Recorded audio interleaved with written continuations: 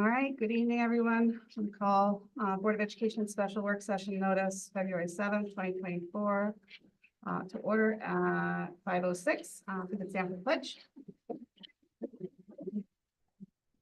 Pledge allegiance to the flag of the United States of America, and to the republic for which it stands, one nation, under God, indivisible, with liberty and justice for all. Thank you all. Number 2, approval of the agenda. I'll take a motion to approve the agenda. Second. Bob. Don. All those in favor, say aye. Aye. Opposed? Abstained. Passes. Number 3, joint work session with the building committee. Welcome back, President Carson, building committee, finance reps. Yeah, well, we're here today after both community forums, just to talk about the input that came out along with the next steps. On the agenda for today was the input that Doug compiled, so I'll hand it over to you if you want to go through it. Yeah, hopefully you guys had a chance to read. It's linked to the tonight's agenda.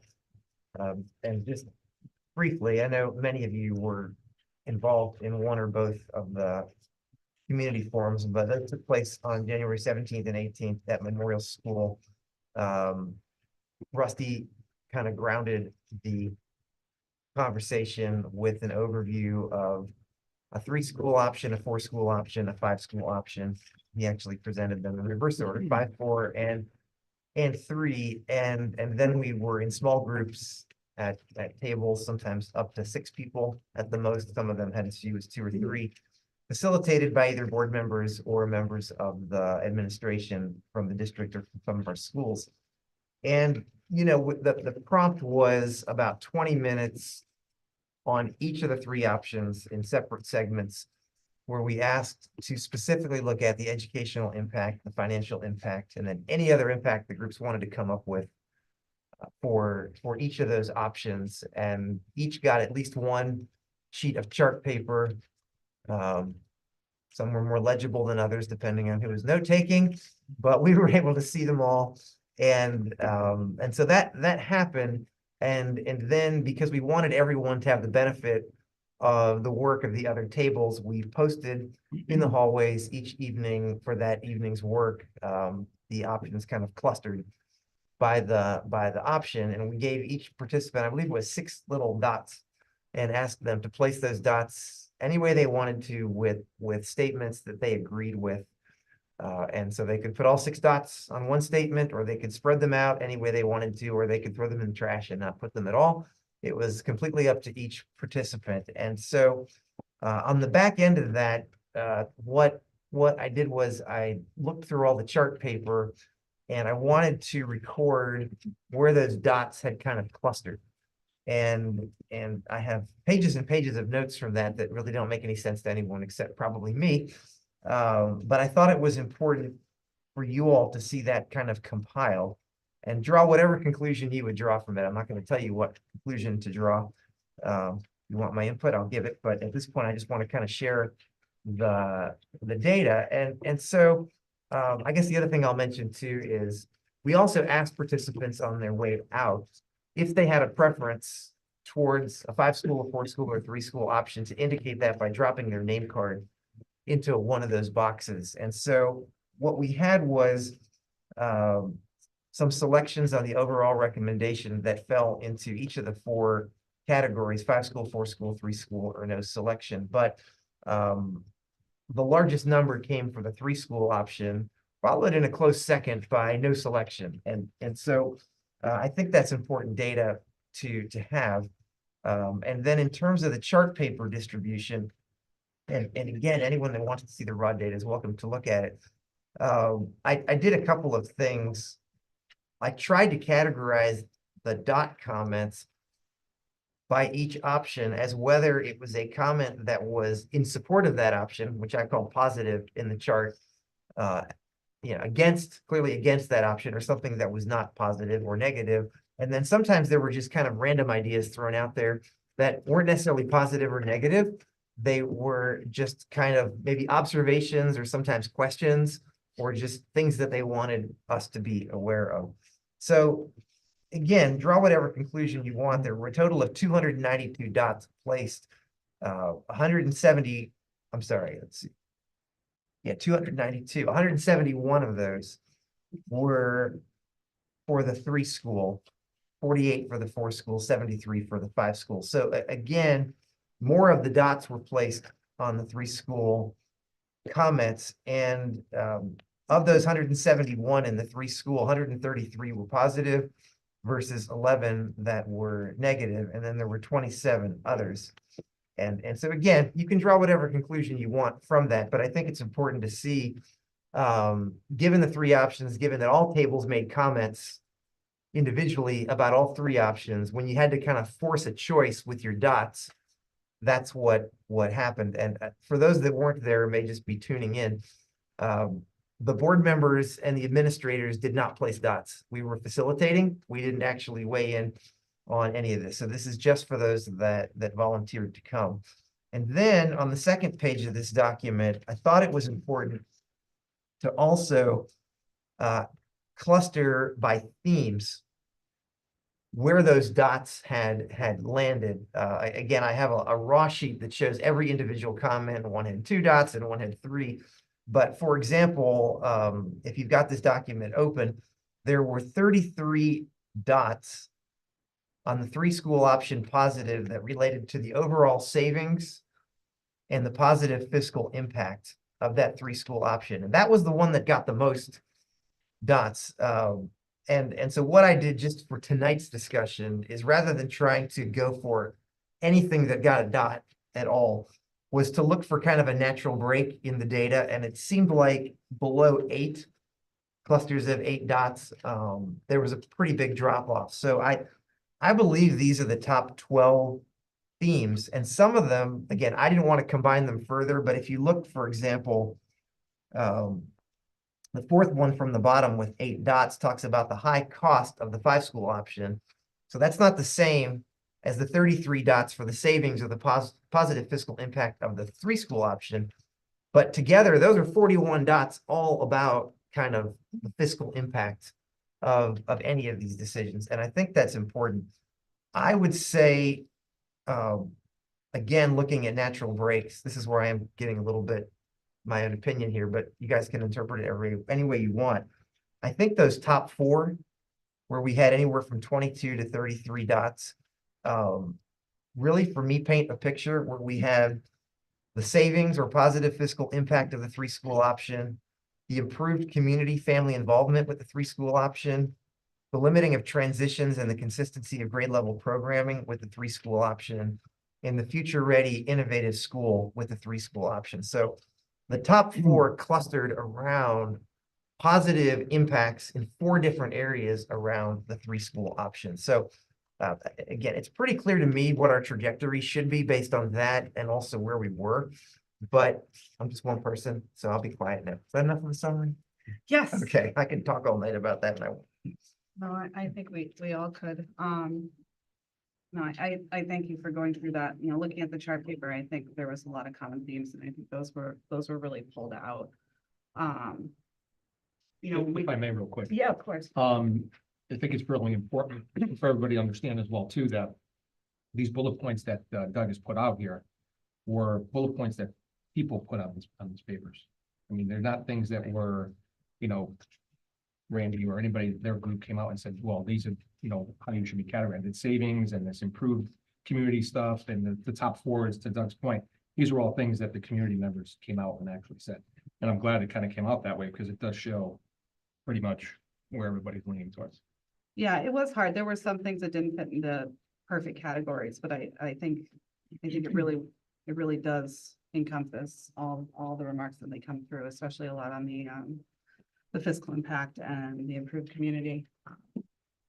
And I think when we look at it, if we're going to go back to looking at, you know, what people had voted for, you know, we do have to take into account that 22 people out of, you know, when you look at 30 versus 22 on a 3 school versus no selection, we still have 22 people that were in that room that didn't feel they either could make a choice or didn't like those choices. And I think that's why, we're not done. We're not done with the community. We've got to go back out. I don't know how everyone feels about doing another forum once we asked for some more information and work through that in some small groups and try to tailor it in what we learned in last community forum and move forward from there. I just think that we still have some input we need to get. I think aside from that, no selection, even if you add 22 to the other options, you've got 3 coming out on top. So I do think that overall that most families believe that 3 schools would be the way that they would want to go. I don't know how everyone feels about it. In general, I think most of us were either here, Howie came and facilitated the table. And it was good. It was great to hear. There were a lot of things on those chart papers that, we hadn't talked about. Even one of the groups had come up to talk about traffic. It's not a huge thing we had talked about, but I know Howie was interested in looking at a traffic study, which if you want to talk about. Yeah, the impact of that. I think everybody's heard of projects that seem great and then at the last minute get derailed by traffic concerns. We are significantly changing the traffic pattern if we go with the 3-school option. That's been one of the concerns that have been expressed. And I think it's better to get the issues out up front and understand what the impacts may be before we go too far down the road. Because regardless, even if everybody agrees that the 3-school option makes the most sense, at some point, somebody's going to bring up traffic as a concern. And if it is a concern, you don't want to find out after the school opens and you have traffic issues. You'd rather understand it ahead of time so that you can mitigate it. Do we need an extra lane somewhere? Do we need a left turn lane? I think it makes a lot of sense up front to understand what those issues are. A, to address the concerns as they're brought up during the planning process, but B, to make sure that when you build this brand new facility, you don't get bogged down with operational issues. John, how bad are traffic operations near schools? They're disasters. I agree with you. Yes. They're 20 minutes out of somebody's day. Right, but if we can design it correctly There's and no mitigate the question traffic that issue up the- front, I think that's important. Yeah, the traffic pattern in there should probably be looked at. There's no Right. question about it. And externally on the road Right. network going through there. I just think it's a small amount of effort to make sure that it's, Not a big right. issue. And if it is a big issue, address it in the planning stages so that, it is mitigated. Yeah, one of the things you could do before we get too far down the road is also reach out to the state. The state has a program called Safe Schools, where they'll look at all of the neighborhoods surrounding the schools and make recommendations based on what's going on there. Along with your traffic study, you should be able to mitigate any of those issues based on that particular size. And I agree. We've been in touch with see, I don't know how everyone else feels about it. Like Howie said, I'd like to know what we're facing ahead of time, and because if there's something that could change in the course of buildings, we don't have something set in stone and we can pivot from there and figure it out. So if I could just ask for a point of clarification, because I totally agree, and have been involved in a number of these before. Typically, and I guess I would ask Rusty this, I've seen this not initiated until your funding is secured. So it's part of the funding and it's at the very front end, and it might even say we go into this without a set site plan selection, because that's all built kind of into it, because I would totally agree. I'd be a little bit worried about if the suggestion was to spend money and do this before we get the funding. I don't know, that I've not seen it done that way before. Are there different levels of traffic? Well, a studies? traffic study is typically done if you're going to a planning and zoning commission, if you're building a shopping center or anything, or a subdivision, you're coming in before any approvals with your traffic study. It's essentially part of your preliminary engineering study to show that there aren't going to be any undue traffic impacts. And if there are, you're prepared to do X, Y, and Z mitigation. So it really, you don't want to get funding for a 3-school option and then find out that the traffic study shows it can't work. I honestly think it should be in front. Once you have an idea of where you want to go, I would put the traffic study up, but I'm also a traffic engineer. So. maybe a slightly, Like bias What's there. your Slightly your biased. experience? I didn't- So, I mean, if there are some fairly obvious or major concerns with sightlines, et cetera, we obviously, do some preliminary work upfront that can be done. But the majority of the time, this traffic study is part of the process of developing the concept design, going through planning and zoning. They will obviously require a traffic analysis. Rarely do we do it prior to the referendum or to the funding. Okay. But everybody's different. I mean, there's some districts that actually go through full schematic design before they even go to referendum. So I don't want to say that it's not done ever, but the majority of the time it comes slightly later in the process. Do we know how many buses it would actually be needed to accommodate that K-5? That would be going into Memorial every day, as you're saying? Yeah. Yeah, probably The same. 16. 16 buses. The buses aren't the issue. No, the buses aren't The the buses issue. are It's the not the parents issue. that are dropping off their. That's kid- the issue. kids. And they're going through two, if you're traveling from Durham, you're going through two relatively oddball intersections at Cherry Hill and 147, and then right up by the school with Hubbard and whatever that Where the is. church is. Yeah, right by the church. So, and those aren't really a capacity issue, but it is an operational issue. And I think just making sure that operationally those things can address it. You're bringing a lot more traffic through two intersections that typically don't. Anybody that's ever tried to turn into the transfer station knows that traffic coming off of 147 right there is a challenge. And now there's going to be much more there. So having recommendations to enhance those ahead of time could stem some of the opposition that may come up. No, I think you're right too, and I think when we talk about schools that, have that long pathway to a school, it doesn't have that, it goes straight into that parking lot. So for me, it's not more that it can be done and there's not issues, but we're in a residential neighborhood and this has been a long time trying to do a lot of facility planning. The more that we have ahead of time, I think is not only important for the project, but it's also important for people to understand how much it's, going to affect the neighborhood, if it will, Right. really in all honesty. I just think we have to do, could something come back and say there's an issue somewhere that we have to try to fix, then we deal with it then. I mean, it's just, there's been opposition to the three-school option, and traffic and travel time has been one of the major concerns. So I just think it makes sense to get a jump on it whenever feasible. There's also a limited window to do traffic studies. It's typically, March to May, and then, September to November. So. Notice that's when it's warm out. Yeah. And schools in session. So we'll look into that. We'll figure it out and see if it's feasible, if we can do it, to do the traffic So would study. you like me to proceed?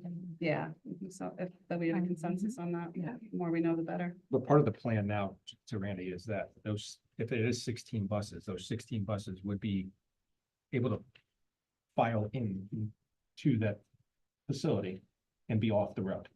So if that's the option that you are gravitating towards, we've developed further details on our site plans. Right. And That's what I'm getting at. so we can certainly look at that and potentially get a preliminary opinion from a traffic engineer, just to expedite the process, to at least see, is there something that is smoking gun here that we haven't seen, and that's going to have a significant impact.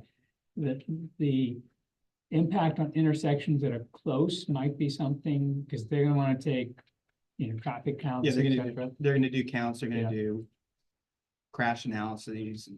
Some So, of it is easier, but others, as you get further away from the site, becomes more. yeah, I mean, we've done this. You're right, there's not gonna be a capacity, it's just some of the intersections might have to be redone. There's nothing wrong with getting a preliminary look at it, and then you're gonna get your traffic study anyway when you're going to your design. So that data that you're gonna collect and information, it's not gonna go to waste, and that portion will be reimbursed as part of the project. There are some really weird intersections there. Yeah. Even coming up at the church, one can go straight. one has to Right, that stop. one's gonna have to You're be. gonna have to stop Right. traffic. You may need like. Freeway. Yeah. So anyway, we can discuss it further. We have a firm that's already given an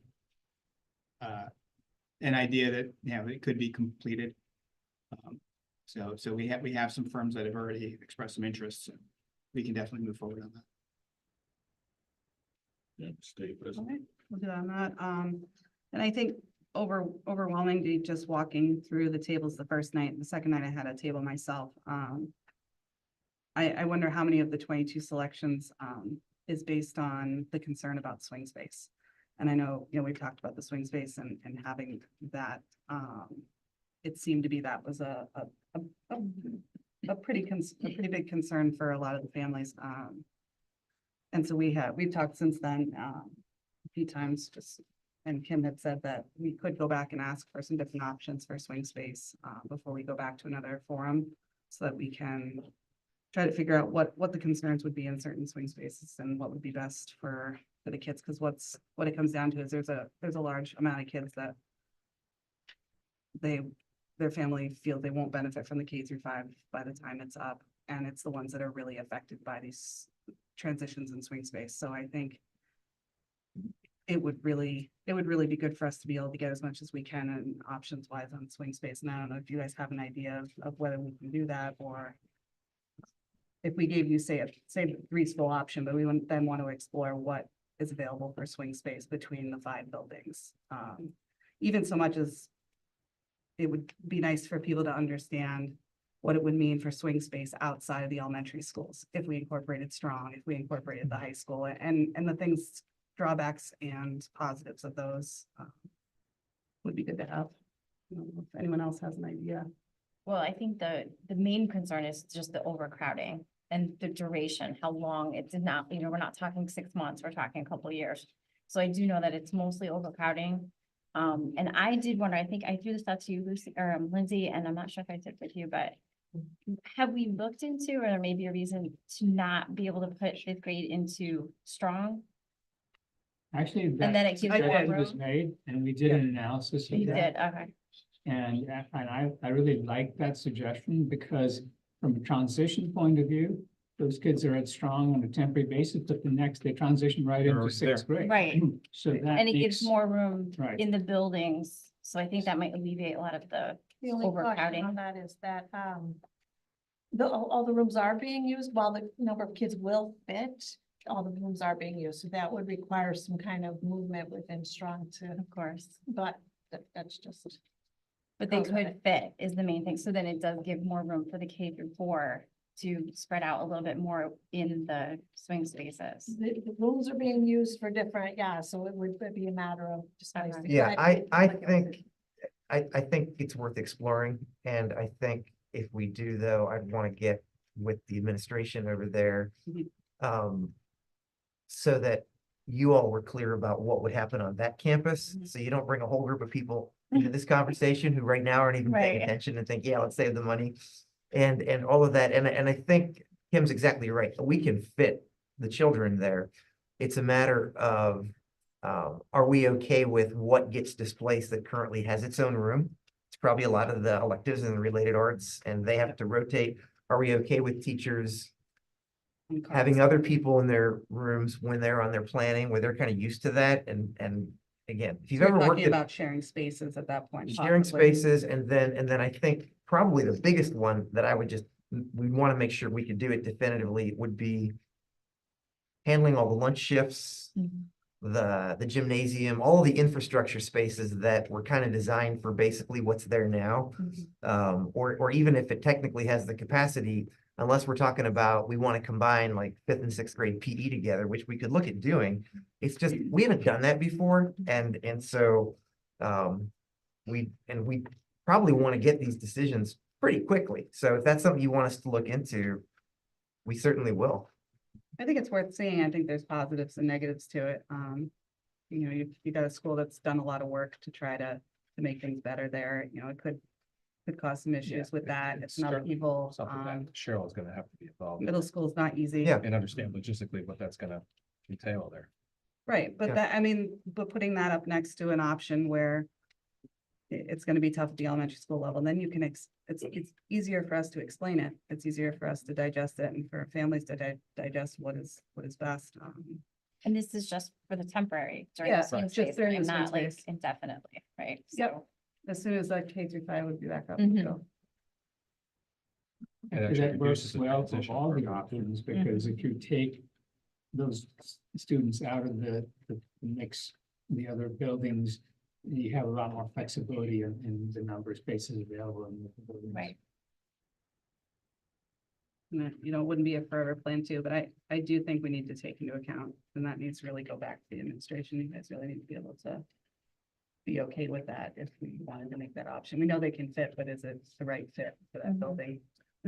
Right, and I think the other question is, I think it's almost like we started in the fall with the reconfiguration. It would start with us saying we can do it. It might take us a long time to actually show you how exactly that's gonna work, and we would only want to do that if this is actually happening, because that would be a ton of work for the strong staff and others to kind of figure all those pieces out. But I think we definitely need to consider it. Agree too. Any other themes or anything from building that you guys came across? No, I think, I don't think there was much discussion on the renovation type, new or renovation. But I think that's a discussion we're gonna have to have. It was what was presented was essentially the renovation only option, right? Yep. But I think we have to give, consideration to the new option at some point as well, and just do a cost benefit on it. So we will need to do that anyway, because part of the requirement for a renovated new application is to compare it to a new building.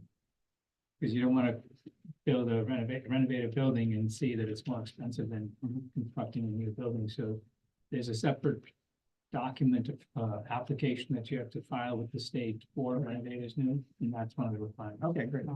Well, I'm glad you mentioned that too, because I know we were steering away from that, but the swing space argument could also be impacted by that. And I know Rusty has said that even if you're building new, you'd still prefer the existing building to be unoccupied. But in my experience, that's one of the reasons you do build new is, and as long as there's enough physical separation, you don't have to do all of what Moore was just kind of talking about.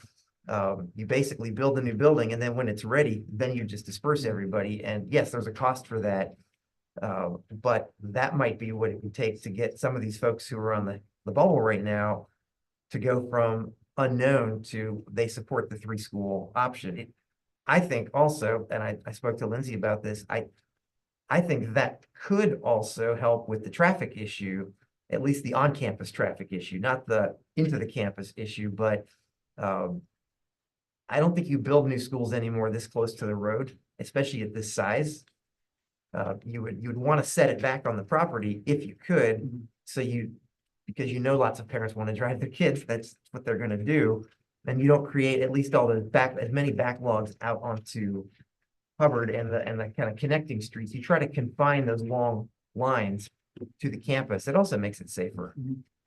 So I think, and my takeaway and kind of what I think we were trying to get from these forums was not exactly the exact design option, but could we at least get consensus on 3 schools, 4 schools, or 5 schools?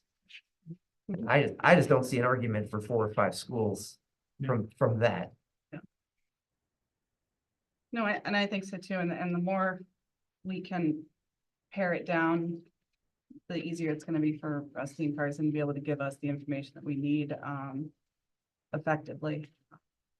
And like I said, if you take the entire no selection and you add it, it would have to be all in 4 schools, which I don't see that happening. But again, I'm up for suggestions if we want to just give some direction on a 3-school for some comparisons with the renovated new versus the new. And I think we need to, next community forum, I'd like to really sit, whether we want to call it a conversation or whatnot, is to have less, presenting and go over some common themes. Put together like 4 or 5 themes and really talk about those themes and how they're gonna work, whether it's talking about the swing space. Or just in general, we can work on that if you want. Yeah, I want to make sure too, though, I think what we were envisioning just for time and practicality was not so much small tables, but like in the high school auditorium and more like a budget hearing where anybody can come and ask any question that they want, but also where we're all here, especially Rusty, and can answer their questions. I That's think, what I was kind of thinking, we could kind of share this information back to them in case they're not here and then basically frame it as what more do you need to know that you didn't know that you still need to know, but I don't, right, we- and we can I schedule think we another have one. emails for everyone that came. I'd like to see us send this out to everybody that came and say this, listen, if you weren't at our meeting this week, this is the information that came back. We can ask for feedback on themes that people would like to discuss. I hear what you're saying in a hearing type of space, and I have a hard time with it because I feel like we need to be talking more and we need to be less far apart on microphones and having conversations. And I think we Okay. can do it, especially we're talking about themes and we need people to understand, but we also need to understand what people are telling us too. A lot of those 22, those too, because I was there both nights as well too. Those are individuals that have one particular thing that is bothering them specifically. It may not necessarily be whether it's a 3-school, 4-school, whatever. I think a lot of them don't like the transition. A lot of them don't like the time it's going to take. They don't like the displacement of their children. Those are individual feelings. I mean, I would be interested to know specifically what those 22 had as an issue. If you have their emails, or reach out to everybody and say, what specifically is it? And then let's answer those questions if we have to. But it comes down to, what is our time frame here? What are we looking at as far as what we're gonna do? Because we can keep doing this and beating this around and beating it around, but if we don't get something done, we're just gonna keep talking about it. That's just Yeah, my- I'd like to piggyback on that, John, because I do feel as though not only is it the timing issue, but I mean, when we're thinking about the large number of people in both towns and we're reaching out to these 22 people for their opinion, when we are way disproportionately weighing these 22 people's opinion. If there's going to be another forum, and I thought we had kind of talked about that, and that wasn't a fait accompli yet, that we need to create other avenues. The people who have the lifestyle and the ability to show up at an evening meeting, it is a small percentage of our community, and they are ending up with a disproportionate amount of power. And so if we're going to do this again, I think we have to create other avenues for people to share their thoughts and feelings as a beyond actually physically showing up in a space at a very specific time. So Linda, are you thinking more, oh, you want to be? No, just to piggyback off that is that, you know, there's been a significant amount of information that's been given out. And it's not like we're not informing people. I mean, people have known about meetings, have known about what's going on. We have, in my opinion, a very talented group of people on the building committee. And we've been discussing this a lot. And, you know, it's time to start making some decisions. I mean, one way or another, we've got to push this along a little bit. We're not trying to discredit anybody's opinions here. It's just a matter of, we need to make a decision. I mean, Well, I think we can still give a directive for a 3-school approach, but still parallel, do the same thing and have those conversations, which I think are important. I think I understand what you're saying, Linda. I think it's a little, for me, I feel like it's a farther reach, just knowing just barely everyone that came into that room and the reach that each one of those people has in our community, which shouldn't be discounted, but I do see what you're saying. Are you thinking more of doing something like another thought exchange, Linda? Or are you thinking more? No, I think that if it's going to be, no, even that, like, again, let's say you let people Zoom in or whatever. Well, then people who work second shift, third shift, swing shift, they can't be there. I mean, I just think that it's exclusionary to do something where not everybody, not every citizen in our town has the ability to have their voice heard. So if that means including, hey, we're gonna put, we're gonna make QR codes so that you can scan a QR code and leave a comment on a document, and we're gonna post those all over the towns. We're going to have options during that, we're gonna do the forum, but we're going to not just do them in the evening.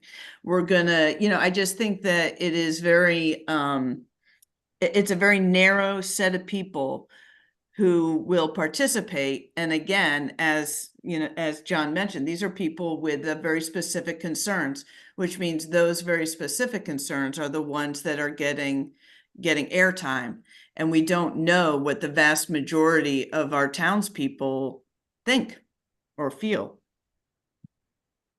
There's just no way to get more than a couple hundred people. I was just gonna say that. What's our voter? How many people actually vote? 1,000, 2,000. Right, out of 7,000 people. Did you get any email responses from people who were unable to attend but had concerns about this? A few, Okay. but not, But anybody that wanted to express a concern about not being able to attend the meeting could have sent you correspondence, correct? yeah, absolutely. Most people who come are engaged in the school system one way or the other. Right. But that's probably a pretty good percentage of the town. But it's not, it's not my age unless you got a bunch of grandkids in it, or, there's not you're not gonna get those guys. You're gonna get them down at the community center. You're gonna get them on some other avenue, but which we could do. We could, you can focus in on the option, get the data from that from the people who are engaged in it, because the other people don't care what the option is. They only care about the cost. Right. And so we have to deal with the cost issue separately. And what, more wisely, but in terms of what the school looks like, the swing states, all the people who are engaged because they have kids at the school or teach, but you're not gonna get the people who are don't care about it. Because the only thing they're gonna care about is whether or not they're gonna vote for the referendum. And What percentage of parents were at the forum? Like what percentage of our children, of our students were represented at those forums? It's still a very tiny percentage. I would say most of the people that were there had students in there. There was maybe one or two that I knew of that didn't have any. One was like an ex-teacher, and there was a few. Yeah, No, we- but I mean, if we have, Yeah, we had how more many, students on the second night, and we Yeah. had more employees on the first night. Yeah. And then we had some non-parent employee citizens sprinkled across both, but the majority were parents or employees. but how many students in the district? 1365. And how many people came to the forum? 10%. So that 10% is wielding a huge amount of influence and everyone else is not. And to say, well, people had the opportunity to call or whatever, or you could, again, it is just saying, oh, if you really cared, you would be there. Well, there's a whole lot of life that happens that prevent people from being able to be there. So I feel as though if we're going to do the forum, it needs to also, we need to, over the course of however many days, also create other avenues for people to have their opinions heard, their feelings shared, as opposed to just the people who can show up at that one time and place that we don't do. And don't get me wrong, yes, people can go to the website and find out, but we don't do a whole lot to let people know that it's happening. So I just think that I'm not saying don't do a forum. I'm saying if you're going to do a forum, make sure people who can't be there have the opportunity to have their voices heard. No, I agree. I agree. And I think, Linda, in parallel to that, there's a lot of people we need to seek out and go to them. Even looking at the seniors, I know and I'm not sure what Middlefield does now, but I know that Durham seniors are at the community center every week at the same time. You know, they're always there. There's a huge amount of them. I want to go there. I want to go to boards and commissions, planning and zoning, the town committees. Because those are the ones we need to go out to. It is a huge population. And we'll take into account, Linda, what you're saying. We'll try to formulate it as best we can for participation. Yeah, I don't know Gotta that we've remember answered we're your question, though, representative John, about the government. timeline. No, What, Kim, either you or Rusty, like, So the application process takes some time. Mhm. It's not quick to put it into the system. Would we want to do that by June 1st? Does that give us enough time, or do we need to back off that even?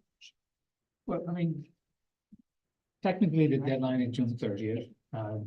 The sooner you get engaged with the state, the better off you are. So they want to know if you're applying, there's a process they have. So although the deadline is the 31st, they want you in the door much earlier than that. Or at least to know that the project's coming up and that we've had some conversations and we're in the process of whether it's getting the financing or whatever, worked out. So, yeah, I would put June 1st as a good timeline in terms of this, getting all these ducks in a row for that time. Should I reach out to the staff? I mean, you can't get a person there anymore, but should I send an email that we're interested and we're looking at this to kind of put them on alert, or? Right, what we should be doing is, say, look, we're looking at several projects and we want to have that first conversation. They like you to come in with some decisions made. Yeah. Even if it's, we looked at these three options and this one is the one we're leaning towards, that helps them. They'll either say, totally agree with you, this is the best approach, or they'll have some questions for you, which is, it's good to answer. But that can happen parallel to any other community outreach that you're doing. But ultimately, there's a lot of things that need to happen to get that application in. And if we're looking at traffic, we need to look at very detailed estimates. There's a form, there are PSCCD forms, which are a certain type of format for estimates. So there's a lot of documentation that needs to happen. And if we're doing a renovation versus a new, for instance, that whole analysis has to be that's got to be formalized and submitted with the application, so that's additional paperwork. So, and all your resolutions have to be approved, and of course, the funding doesn't have to be approved, as you know, it can be approved in November, as long as you have language that says we're going to be, filing the application with the projected funding in November. Having said all that, keep in mind, we've got a really tight timeline right now. Everything is based on a schedule, and I put dates in that schedule very purposefully, because if you start saying, okay, we're not going to start this design process, we're going to wait on the whole process till maybe another 6 months out, etc., you have to start thinking of how does that work in with your schedule of when construction starts and what the impact of escalation is going to be as you keep moving the dates out. So it's important, to try and get this decision made sooner rather than later. Yeah, if I were the Board of Ed and you're looking to get a submission by June, I'd be very worried.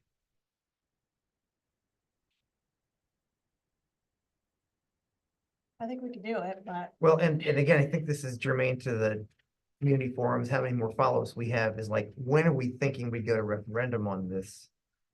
And I think to the overall points, it's hard because we want to engage as many people as possible.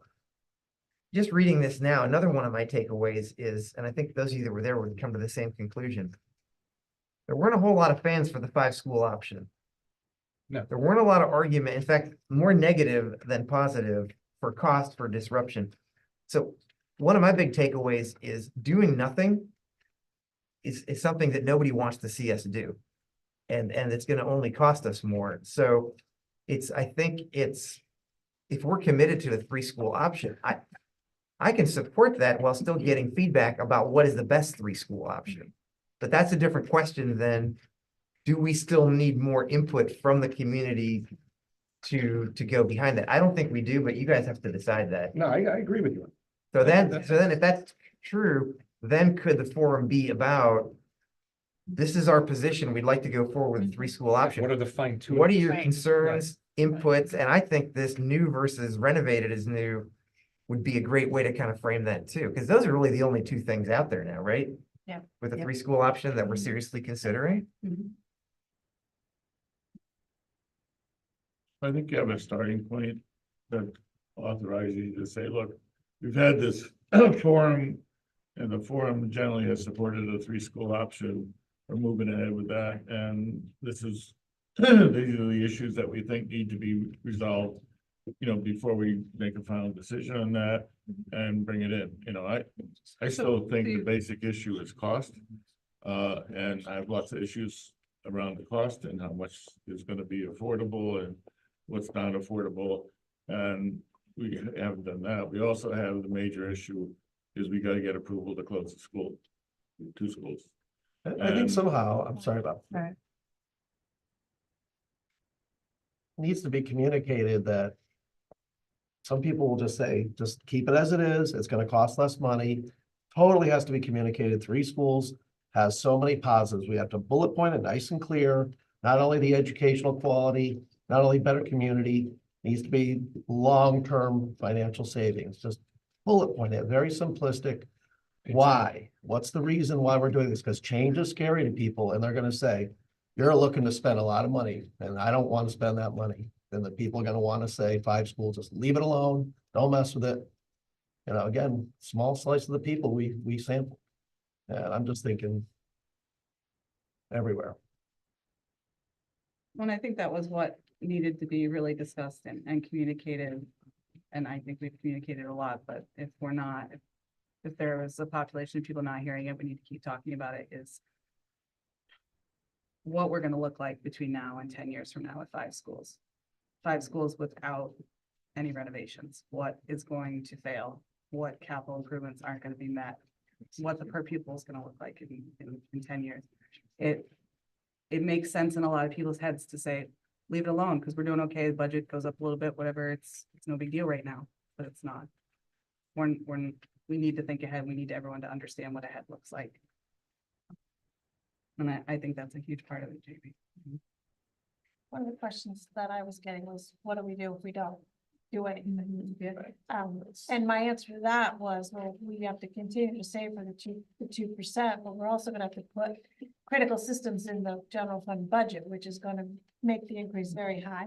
Or you have to, obviously you have to do a bonding to do the renovation. So it's not a no cost option. Well, And I think yeah, that's we important. also have the issue that we know that they don't have sprinklers.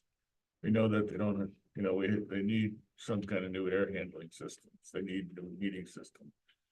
I mean, we know that there's capital improvements and we're spending money on 2 administrations and 2 support groups for the schools. So we know there's a lot of cost to keep the file open, even if people don't believe you.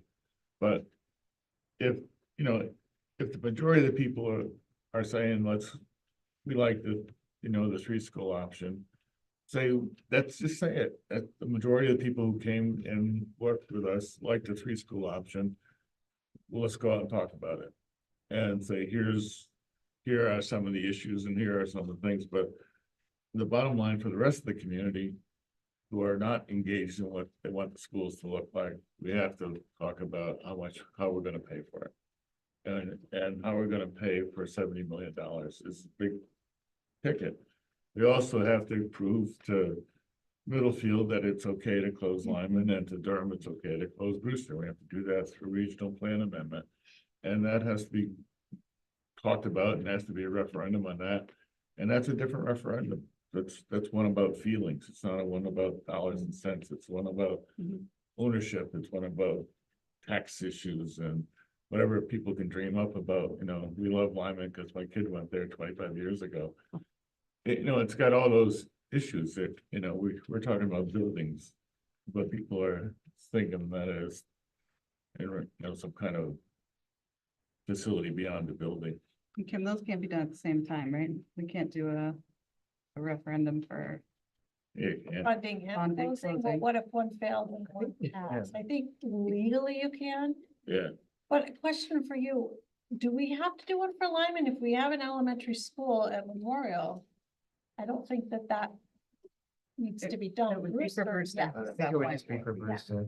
I think, I don't, if you look at the regional plan, it names the schools. And those schools aren't gonna exist. But So- it says that it will have an elementary school in each town. Doesn't say that. It lists the schools. It did. It lists the schools, but it says, when it talks about the actual legal language, that's what it says. At that Yeah, point. when we talked to Middlefield bond would have a council about K through that the last 5, it would time. be Durham that would have to change.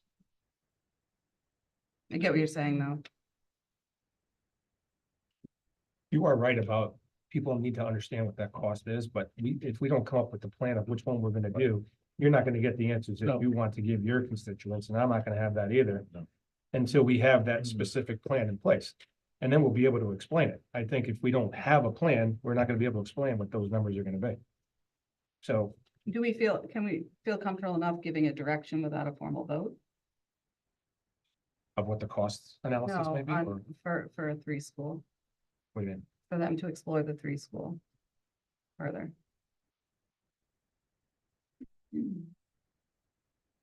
No, I'm not following. What No do you- thought?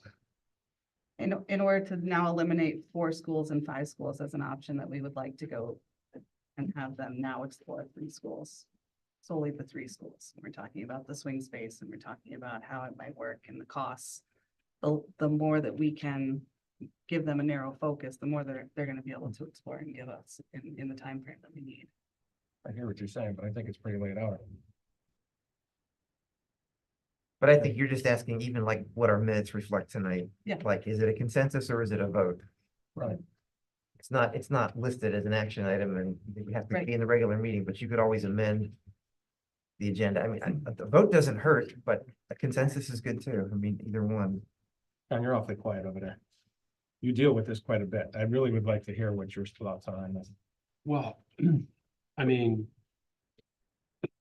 taking all the emotion out of it, it's always been pretty clear that you want the best building that you can afford in these towns. And clearly that's the 3 building option. Having said that, it is often tough to make these decisions, but you're in a cycle where you need to make decisions to move forward. Otherwise, you're facing a whole nother year going through this. Mhm. So I'm not sure why you don't go ahead and push forward with the 3 building option, cut them loose. Let's get some numbers so that we can be prepared to get a submission in June. Otherwise, you're gonna miss the window and you're gonna be talking about this all next summer, all next fall, all the way through. So at some point here, you've got to get on with it. And And I know it's hard. No, I I've done appreciate this your a honesty lot. because it's important to hear. Time to get on with it. It's important to hear. Thank you. That's I think we needed to hear that. Yeah, we did. We did. And can I ask as well, if a new school is still on the table with 3-school option or the renovate is new, which is kind of what everyone saw at the forum, like what's the timeline on the board making a decision between those two so that the numbers in the application and in the referendum are the numbers? Like, we can't go to referendum with maybe we'll build a new school or maybe we won't, or can we? Like, at what point do we have to commit to that level? You can, but it's very confusing to the voters and Okay. you end up. They need to know Yeah. what's You being need to proposed and pick what up. they're voting up or down. Yeah. Yeah, Okay, Doug, if I may, it'll be painfully clear rather quickly whether or not you could do new with the existing building on site. It won't take much to look at that and say, we don't have enough space to do it. It doesn't work. It's too much reconfiguration. Cut these guys loose. You'll get the answer quickly. We need to get good, solid numbers based on what's going on out there right now. You may want to get an independent estimate. You need to get numbers. You need to get going so you can be prepared to get a submission in by June. I agree. I was the Yeah. highway engineer, I'm the environmental engineer, if they're gonna look at a new school, they gotta look at the environment really quick. Because whether or not that site can hold another facility. Questionable. I mean, if you go in that direction, we can start really getting deeper into some of the issues such as traffic, such as environmental impact. Right. Because, I mean, we're doing a project right now, which is building a new school on an existing site with the other school operational. there's a lot of issues because of the proximity of the construction, and that's a lot easier of a site to be able to do that. It's got a lot of the utilities are there. We're not dealing with septic and so on. And those are the concerns that you have, even when you're building a school in the same site. And it does extend your duration of construction, because if you keep that school on site, once the new building is completed, now you still have to demolish the other building and do most of your site work after the demolition of the other building. So that's additional time where an unoccupied site allows you to do all that concurrently. So you're in that 24-month or so window. So there, I mean, but that'll all get vetted out in this process. And I want to remind everybody, there's a 10% sort of not a bonus, but a penalty sort of Penalty rate. for a new school. So, Right. you lose 10% on your reimbursement rate. Now, that shouldn't be what determines whether that's the right solution, but economically speaking, when everybody's concerned about the cost of the community, that's a major issue. What has been the average increase in cost for building over the past couple of years? But Do you know what I mean? Like, And so The Bill, escalation, talking about the it's escalation. almost double. right, so that's something, the longer we wait as well. And that's that escalation cost, right? So we've been carrying 5%, but remember I came back and we bumped up the numbers by 15% because of the labor cost. Mhm. And I'm gonna get an estimate in a week or so on another project similar size. And that's some project that was initially budgeted at 89 million and is now at 108. And that's a significant number. And when that happens and you file your application with the state, because it exceeds a certain percentage of what your original application is for, then you have to do an amendment to that application. So there's a lot of things we have to be very careful about. You want to be a little conservative in your estimates. You want to, because there's so much unknown right now, even to the degree that we haven't fully vetted a program and sat down with staff and administration to say, these are all the spaces you're getting. And you don't want people coming back later on and saying, you gave us the school, but we're missing spaces. We want to make sure everybody's on board with it. And so that could, more than likely, it doesn't go down, it always goes up when we go through that process. So we have to be very careful. And that's a lot of work to do. Yeah. Before June 1st. Yes. And if there is direction for us this evening, like John said, cut us loose, like we're ready to go and we're gonna get stuff done, but until we have that. And I think also an aim point for referendum. Yeah, at one point, I think Kim and I were hoping we'd already beat a referendum on this. And that, that got delayed for things we couldn't control. At some point, we're gonna say, let's just do it the same day we do our budget referendum. But if you want us to try to aim for earlier than that, or is that even feasible, is what I'm. It is, and I just don't think it's great. I guess think we're all hearing What the what do you same. think is good practice? Do it at the same night. Asking for funding, the significant amount of funding for two. Right.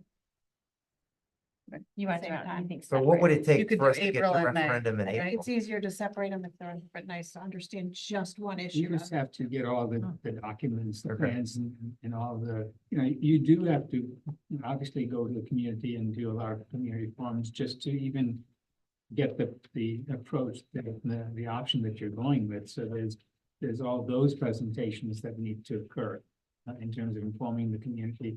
And then there's a sort of a blackout period where you can't really advocate for the project. So we have to sort of back up. There's dates that are very specific to when you can go out and the public hearing needs to be held, what are all these specific dates, and Ken probably knows all those. So we have to work our way backwards from set a time frame and then say, okay, what does that mean in terms of having made the decision and having a full package that we can go to the community with. And I would say you've got maybe a month and maybe 6 weeks for that window. And then I can get on the calendar with the state, so we don't have to then wait for an appointment.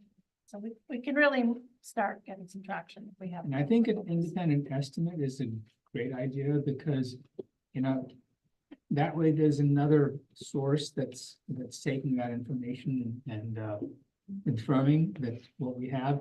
But in order to give the independent estimator enough data to give you solid information, some solid feedback on the estimate, we've got to do a lot of work to get that to them. Right now, I'm making certain assumptions in my estimates that you know, I know, and I've sort of jotted down and said, okay, I'm carrying a certain amount of money for certain things. You know, on some of the projects, for instance, the project development costs are higher because the scale of the project is much smaller.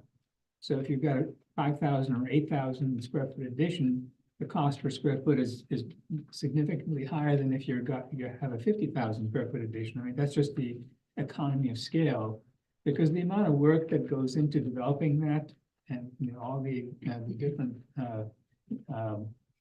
aspects of construction are still the same. It's just that the volume is of the project is bigger. So that will get narrowed down if you've got one project that they're saying that's what we're focused on. And I the think numbers will be more A fun. lot of the questions that we're getting are like wanting specific answers, but we can't give them until we have that. So like swing space, like cost of things, can't give a good answer until we have that. And therein lies the challenge also with doing a forum before Rusty's kind of done some of this stuff, because some of those same questions might be unanswered, and then people might say, well, why did you even have this? Because we asked about this back in mid-January, and now all you said is, I don't know exactly what the next step should be with the forum, but I'm glad that we're telling Rusty to march on. I just think that it's just two parallel tracks. We're talking about outreach and input versus, you know, moving forward and making plans that we need to make in that time and space too. So we can brainstorm some Okay. different ideas for Yeah. a forum. I think between all of us, we can come Right. together and figure that one out. But I do hear what we're all saying, and I think John's really right. We're gonna be really close if we can, you know, give us the best time frame and give Kim and Rusty and Carson the amount of time that they need.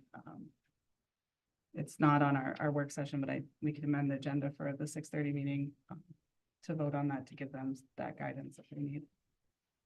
Yeah, and Sounds we like have we'll do done that. presentations at community centers and senior centers. There's specifically certain days where there's a large group of people there, and just go in there, and where I find is they're pretty open to whatever information that's provided to them, and you know, many of them are very thankful that that effort's been made, and I think it's that outreach that really helps. I agree. So we can work on that. Brainstorm some ideas on different groups. I've got a good list going. Do that. Any other next steps that we can think of? John, anything that you can think of that we haven't thought of? No, I mean, I think we pretty much talked about everything. Yeah. Yeah, The definitely. question we had, Rusty and I did, I'd ask, can you just briefly say what a future-ready school is? I think some of us don't really know what that is. Yeah, it's got a lot of different interpretations, but it's really, what it comes down to is to be able to have a facility that's going to accommodate different types of teaching modalities, you know, and we did this we did a visioning session at one of our other projects, and talked about, you know, how we could be future ready. And what it comes down to is, I mean, you know, you talk about how do you design the space and the building with flexibility, and the flexibility is to accommodate different, you know, maybe project-based learning or project-based learning and self-directed, or different approaches, collaborative learning. Part of it is educationally based, but how does that then impact the building itself? So we end up creating small rooms, and they're all not, you know, just one size classrooms that all the way across. They're different size spaces because there are different activities that occur in those spaces that are very specific to how the students are being taught. So there's breakout rooms and there's, it does end up adding space overall, but some of the major spaces get reduced. There's also more discussion about how do we share spaces and how do we, have multi-purpose spaces that can double up. So it affects education in a major way. But we take all of that and put it into the structure itself. And when we're dealing with an existing building, it becomes very difficult because you've got those corridors and you've got classrooms and it's a very sort of regimented layout, very institutional layout. But that's not to say that you can't modify it because we've done that. And I put together a handout, just a one pager that, you can take a look at in terms of how you can bring some of these aspects of making the buildings somewhat future ready. I mean, the best option is when you have a brand new school because you're starting from a blank slate. But if you're working with an existing building, it still can be done to some degree. And this is a result of a study and visioning section we did in North Stonington. And, so everybody had an opportunity to go through, and teachers and students and parents and community members participated in this visioning section. But that's sort of an overview of what we look at when we're seeing future value. Is that the only way to get the reimbursement from the state is to have a future ready school? No, It isn't. that's just, it's more of an educational, I mean, you can have still a very traditional looking building and, the state does not tell you it's more of a guideline. Yeah, it's a. Do we have the two prices as far as if we went ahead with the 3-school plan? Do we have this is how much it would be if we created a future ready school, and this is what it would be if we created just a modern traditional 3rd school, like K-5 school? So I mean, the difference are fairly nuanced in terms of what you can do. So if we're doing a brand new school and you say, we're just gonna build a traditional looking school. Give or yes, take, you can do some kind of a comparison. When you're doing a renovation and addition, it's gonna be a hybrid to some degree anyway. Okay. But there would be some increased costs on an existing school because it means maybe removing some existing walls that you would normally not, tear down. If there's a classroom there, and we're creating smaller spaces adjacent to that room, that may mean we're modifying that space, which otherwise we wouldn't be. We would just leave it as a classroom. So I just wondered, I know that, like Bob said too, the price cost is the huge thing, so I just didn't know if it was a huge change, drastic change, so that we could still have this 3-school option, but not have such a huge cost for the town. So I would just be interested in knowing the price difference and plan difference. I'm not sure if that was. Well, an and option. Rusty, correct me if I'm wrong, because in the last 2 that I worked on in my last district, that question came up because some of the future ready designs that we did, they looked different. And so that to the outside, they looked more costly. What we were told is that your cost per square foot is roughly your cost per square foot. And when we even suggested doing it more traditionally to save costs, then a lot of energy from the community to even support the projects. They're like, why would we spend all this money and just have something that looks like it was built in 1970? Well, I don't think that, I'm not talking that old. Or Well, that no, I guess what I traditional, mean by that, I know you weren't. Well, actually, we're going back to the 70s because that was the open concept back then. but- Okay, I was gonna- yeah, And then we true. went tradition. That's true. Yeah, but seriously, what I mean is that it isn't just schools. It's any new construction of anything uses all these modern design, it's like more natural lighting Right. and just, it's like. It's not a significant cost either way, but Rusty said, if you're looking at an existing building and you're trying to do something with the existing building to make it shaped differently, it could be slightly more expensive, slightly, Right. not enough to be Well, and I just concerned think, overall, because you're gonna buy all the technology anyway. right, but I think that's important to relay to the public, because I think that a big maybe misconception then is that because it's a future ready school, it's just overkill and we're, you know, it's so expensive because we're of the model or design. So I think that is important. If that's true, that's That's right. I mean, this cost per square Right. foot is the cost per square foot. right. It's in the renovation part where you're renovating a little bit more, but you don't have to go, I mean, the advantage is that in this case, if we're doing a renovated new, you're 50% new and 50% existing. And they're not, I mean, there's still some areas where you can improve on, even, you know, at Memorial, if there's opportunities there. Mhm. And it's a matter of taking those opportunities and working with them, and not just leaving them alone. I mean, you could just simply say, we're not going to do anything there and leave it just the walls the way they are. But I think as we look at the program and there's an opportunity to improve on how that space looks, one should take, because that criticism we've seen many times and Right. heard many times. That Right. you spent all this money and we can't see the difference in what you did. I just think it would be a Because shame all to have that went people into infrastructure. vote no because they think it's just like something outrageous that we've, you know, just to make it known that we That's a good did look point. into that Yeah. or that we, you know, I think that's important in any forum that we have to really make that. Well, Available. your Yeah. biggest cost increase in looking at this project is not making your June date. Mhm. You should be more concerned about that Mhm. because So missing out the the numbers escalation next to next year year. might be substantially higher and that'll cancel any of these concerns you ever had. Along with another year of savings not being had. I would say this too, It never goes down much. your lower. point. Not Well, it school. was down too, now. where we got more criticism where I've been before, and this is no disrespect to any architects, you guys do great jobs, but when it looked like the exterior of the building, a lot of what they considered kind of, Extra. yeah, Taj Mahal is what Right. you would hear. So what we saw more was more of a modern but kind of plain facade, but the inside is where we wanted to spend our money, because Right. that's where the education happens. Agreed, yeah. So the You outcome. have to, Yeah. and Rusty knows, you have to rein in the architectural flair. Yes. And he knows that, and, you know, Yeah, I can pick out a bunch of them and know exactly what they're gonna do.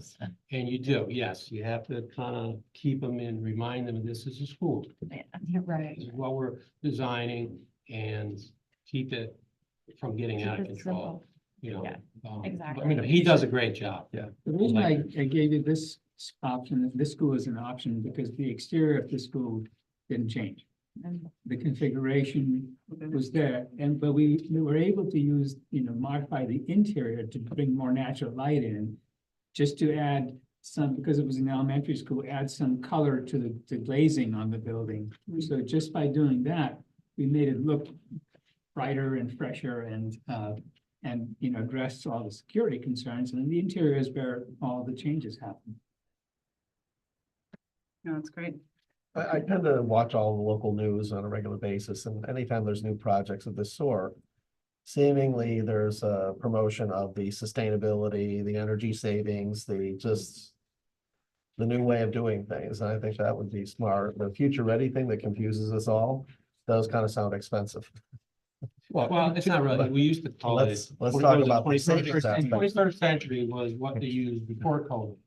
And then COVID happened and we realized, oh, we gotta put these desks every 6 feet. The only best way to lay that out was in a traditional classroom. So that's how we sort of lost that. We were doing 21st century design over the last 8-9 years prior to COVID. So it is a good design to move forward. We want to make sure that, you know, kids are able to learn in the future because they're learning differently than when we learned. So it's important to touch that, but it's not the biggest cost factors. And as long as if you have a good building committee that keeps track of these things and make sure it's stay in line, that shouldn't be an issue. What's more important is getting your programming right, getting the right number. Okay, and getting this project pushed forward, and make sure Eric's stuff is maintainable and those things. That's what you really. Oh, that's a great point, because we haven't even heard from Eric, and knowing Eric is the one that is dealing with and having 5 schools that he's currently dealing with, I'm sure you've done some type of a cost analysis as it comes to, if we were to maintain what we currently have, what it's gonna potentially cost us in the future, and we've all been talking about it all along. I mean, you know the system is better than anyone else, and obviously sustaining what we have is, Sure, I'm not gonna put words in your mouth, so, nothing's getting newer right. day by day, so we're end of life everywhere. Which is a cost associated to that as well, too, that needs to be factored in. I think Huge. people need to understand that as well. So, I mean, we've been belaboring this quite a bit. Okay, well, we're at 6:20, so I take a break, but I think the consensus, I'll, ask to amend the agenda in the next meeting, and we'll vote to give some direction. We still have public comment. Oh. Oh, yeah. Uh-huh. Well, now we're on number four. Yeah, right, exactly. Number four, public comment, public comment on this meeting. I'm just gonna say this as someone who went to both of the community input, someone who's been in on this, someone who's a community member, someone who has kids in the school, who has friends who also have kids in the school. I fully support the idea that you eventually got to, which is the idea that you make a decision and go forward with it. You know, whatever the decision is, I think the input time is over. I think the time is for decisions and presenting information and defending your decisions, right? You're not up here making irrational ones. You're here making decisions that came from, you know, a logical place. And I think parents who I know probably would have been, you know, happy with the status quo after seeing Rusty's presentation, having conversations about it, completely understand where the idea of a 3-school option is coming from. You know, the numbers are clear. You know, Kim set some things out really clearly in terms of, you know, the budgetary impact of a, you know, catastrophic end of life boiler issue. You know, the budgetary impact there is one compared to being able to tactically plan, you know, by taking on some debt for the future, but paying it over a 20-year term.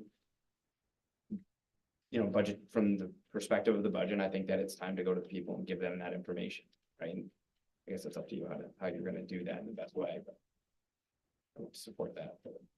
100%. Thank you, Jim.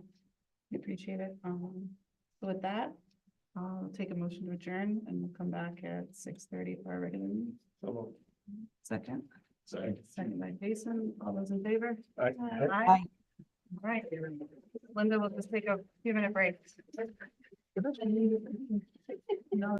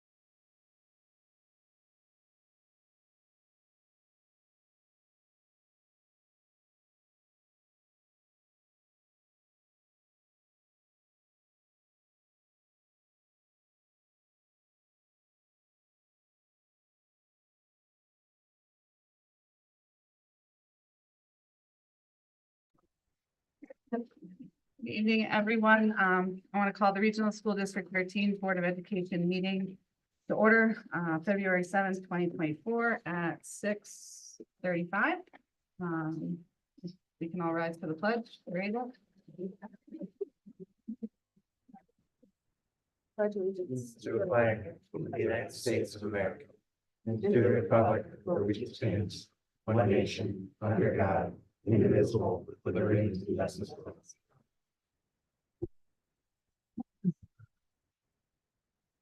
Thank you guys all again, and welcome today. I know we have some presentations in a few seconds, but I'll start with an approval of the agenda. I'd like to make an amendment to the agenda. Look for a motion to add, under new business, 8D, discussion and possible vote on facility planning. Do I have a motion for that? So So moved. Don, second. I'll second. Second by Jason. Okay. All those in favor, say aye. Aye. Aye. Linda, aye. That's an aye. Okay, you got all the ayes on that one. All right, any opposed? Any abstentions? Okay, motion passes. So again, welcome tonight. We have a presentation from Strong Middle School on learner-centered math. We have Mrs. Penny and her students here, along with Mr. Fitzgerald. So I'd love for you guys to come forward if you can.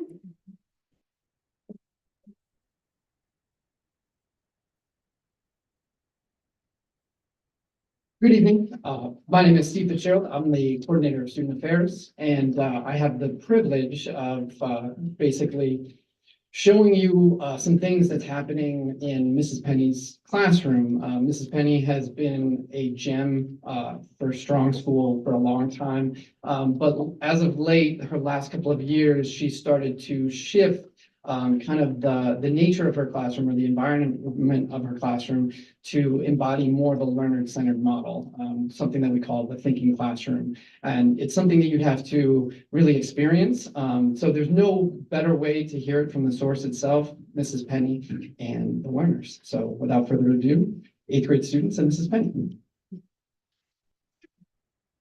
Good evening. Thank you for having us. I'll just give you a brief introduction of what I have done for the past year and a half, and then I brought 3 of my students because I figured you don't want to hear from me, you want to hear from them to see what they think of it.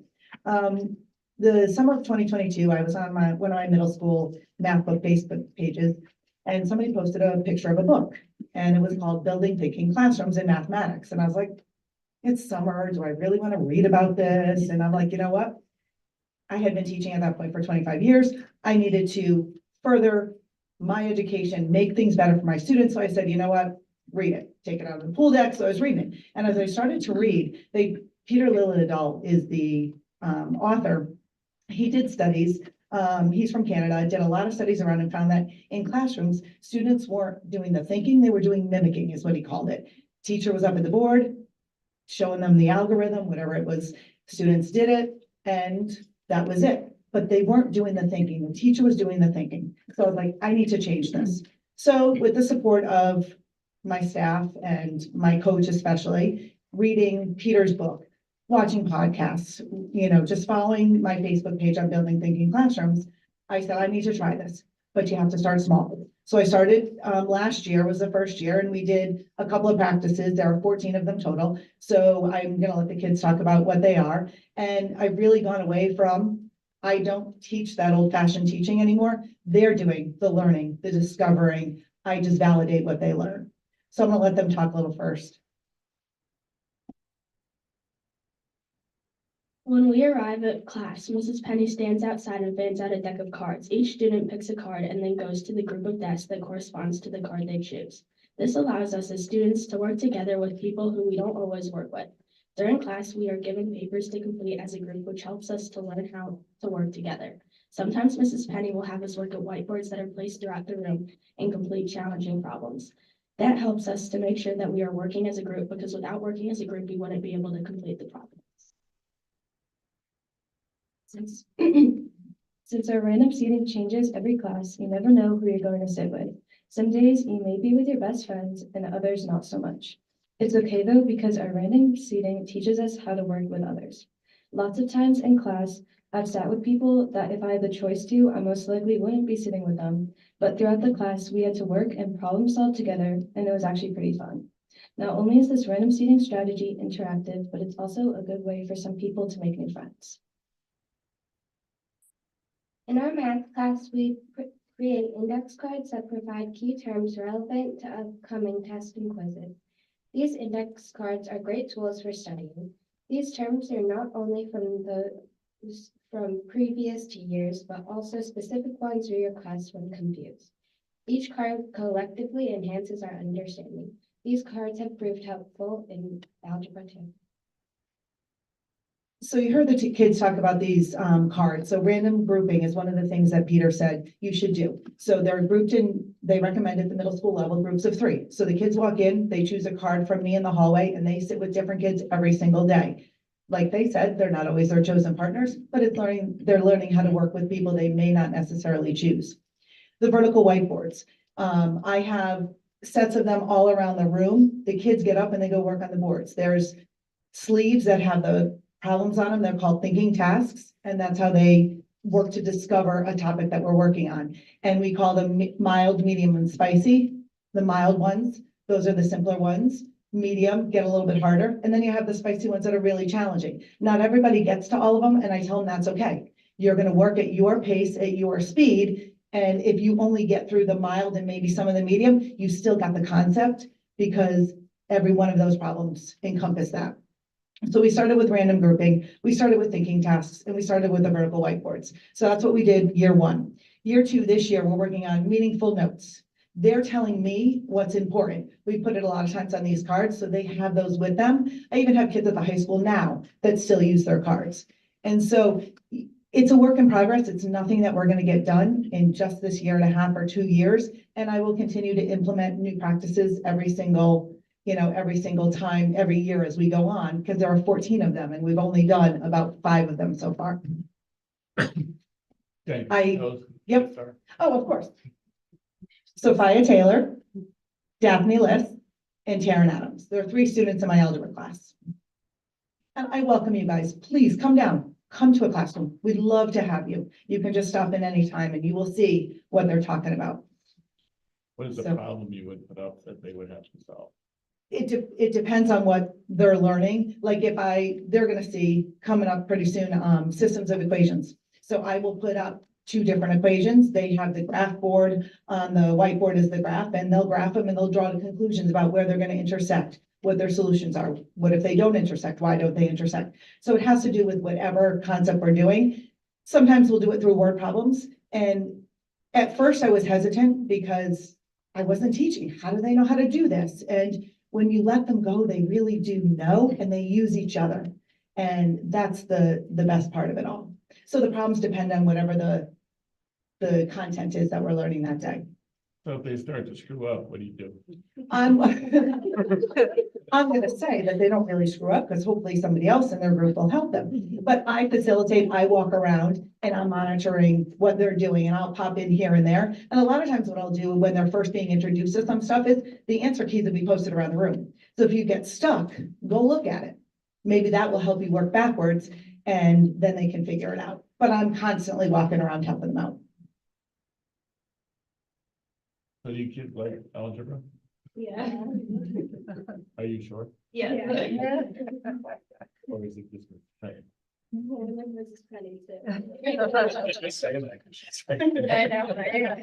Yeah, we love that.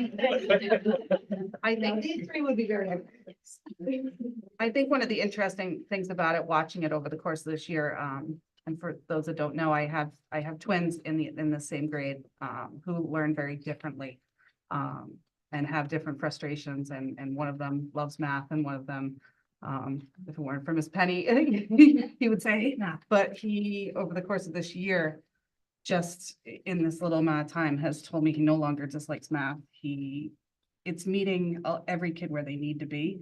and it's allowing them to work through with their peers. And some of these peers have a lot more knowledge in certain areas of math, and they're giving them that confidence. And it's transforming from those kids to others. So I can't thank you enough. I think you're doing an amazing job, and, you know, we're thankful for you to come tonight. Thank you. And one of the things I tell my kids, do I care if they walk out knowing the Pythagorean theorem? No, it's the skills that they're learning in the process of that that's more important to me. And they know that. You do need the Pythagorean theorem. You do. You get a compliment. Later on. Well, they don't need to, you know, they'll get the idea. I know Bob's got another question or something. Can I ask how many Oklahoma University pennants and flags you have? No, I got I've heard that several. about you. Well, I've got one graduating this year, another freshman there, so we have a few more coming. If I can add something, you know, you talk about your vertical whiteboards. We found an alternative use in my building in Hartford for the shields the teachers were asked to hide behind, and, you know, they had wheels.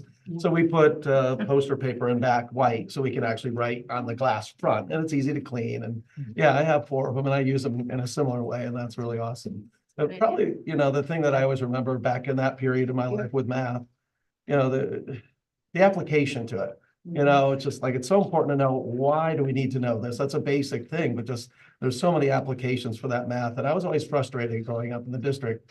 Why do I need to know this? So I rarely said a peak, but I did finally around 8th grade say, like, what's the application? And the teacher was great. Okay, you can do this. Then I got it. And that to me, everything clicked all of a sudden.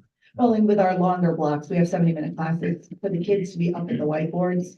It keeps them moving and engaged a little bit more, and they're moving around, so it makes a difference. And one of the things is, if they buy into it, the better off they're gonna be. So they're not just listening to me and hear wah, wah, wah. If they actually do the discovery, more meaning, the more that they're gonna learn and remember it. But thinking is huge, and that's what we're working on. And I think that's the hard part too, when you look at a student-centered shift and focus, especially at the core subjects, there are so many checks and balances you have to have a curriculum under math, and to be able to incorporate these strategies and ways to run a classroom without still holding to those is tough, and it's not an easy task. So we're pretty excited to see more. So. And I agree, and I think what you just heard Lindsay kind of say, and you said it too, maybe not exactly this way. You're now focused on learning instead of teaching. And for so many teachers, it's been drilled into them for maybe 25 years or more. You got to cover your content, you got to teach your material. And it sounds like your shift is, no, they need to learn it. What I teach is less important, but, you know, to Bob's question about screwing up, like, there needs to be that validate. Is that your term you use, validation? Yes, and it was not an easy shift for me. I like control, and I'm neat and organized, and I have to allow controlled chaos in my classroom, and it wasn't something that I could do very easily. So to take that step was a huge risk for me, but it has paid off. Is it also true, and you're probably too humble to say this, but that others have been kind of inspired by your example? And yes, I others are started now- with the math teachers in my building, and I shared it with them. As soon as I started the book, I shared it with them. They started to read it. One of my colleagues, Courtney Dresch, and I had a workshop at our professional development day, and there was lots of interest there. So I think the whole idea has certainly spread. How do you think it will take them up next year, heading off to different schools? Do you think it's a good foundation for what they're going to need for 9? I haven't heard otherwise, and I started it last year, so I think that's what I heard too. I heard that they were doing pretty well. yes, and that's what I've heard. So hopefully it can only get better. Awesome. So thank you guys so much for coming. Really appreciate it. Thank you for having us. Good job.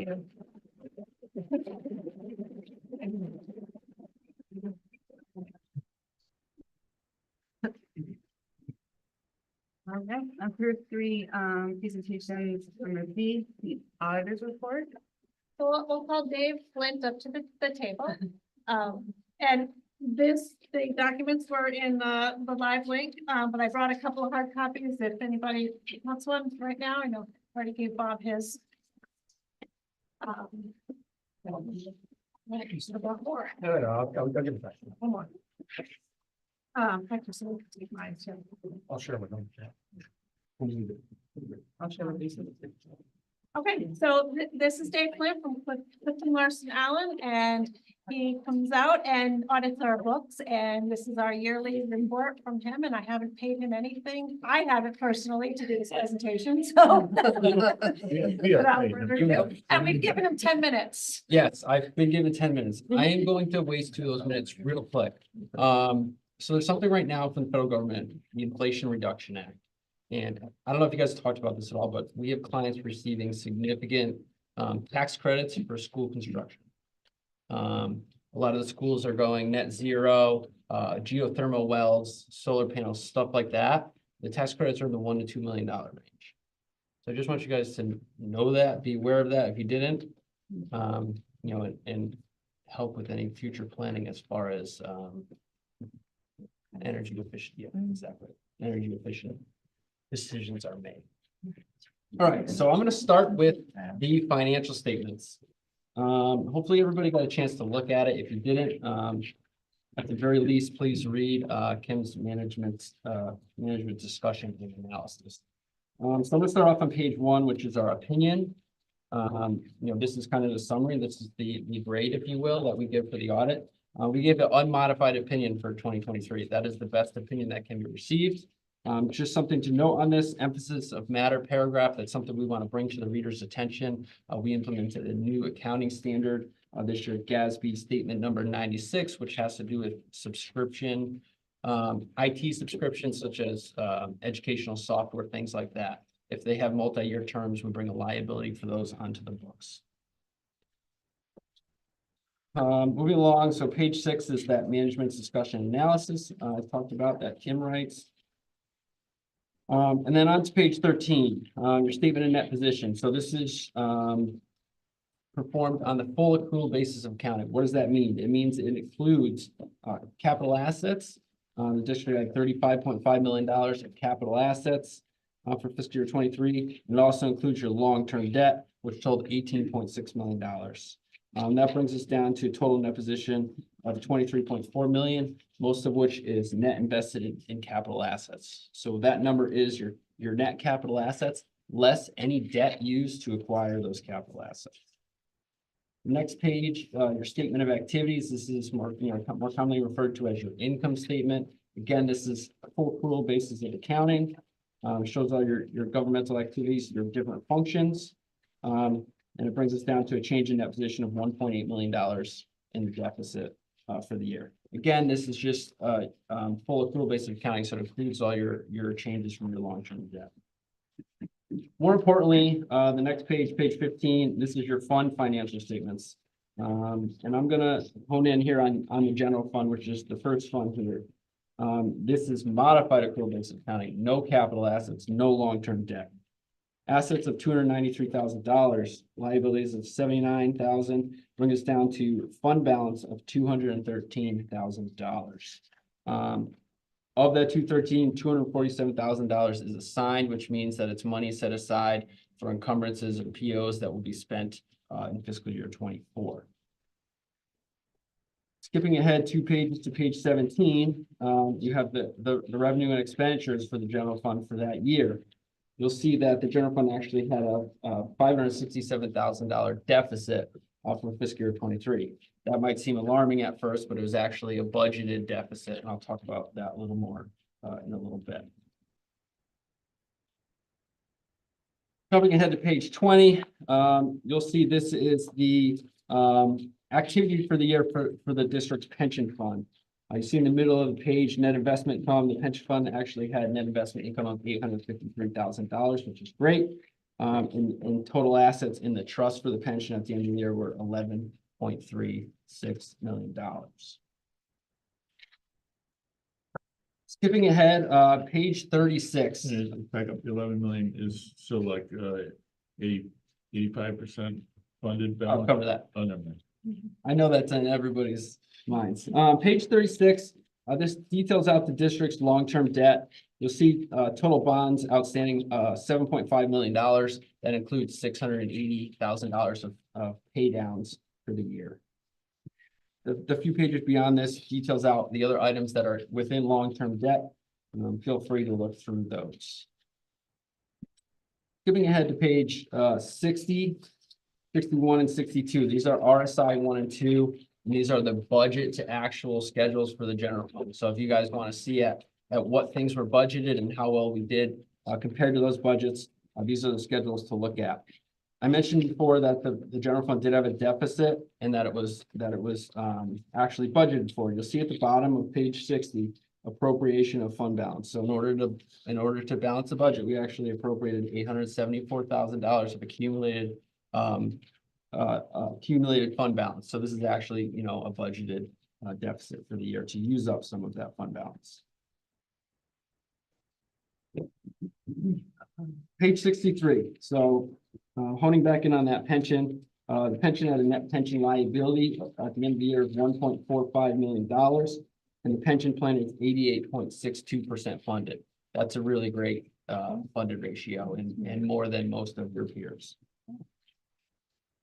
Page 64, you'll see the actuary calculated a $335,000 pension contribution, of which the district made 100% of that contribution. And then finally, page 65, it's the investment returns that the plan received. 8% return for 2023 compared to a 8.2% loss. So we pretty much were able to get back everything that we lost in 2022.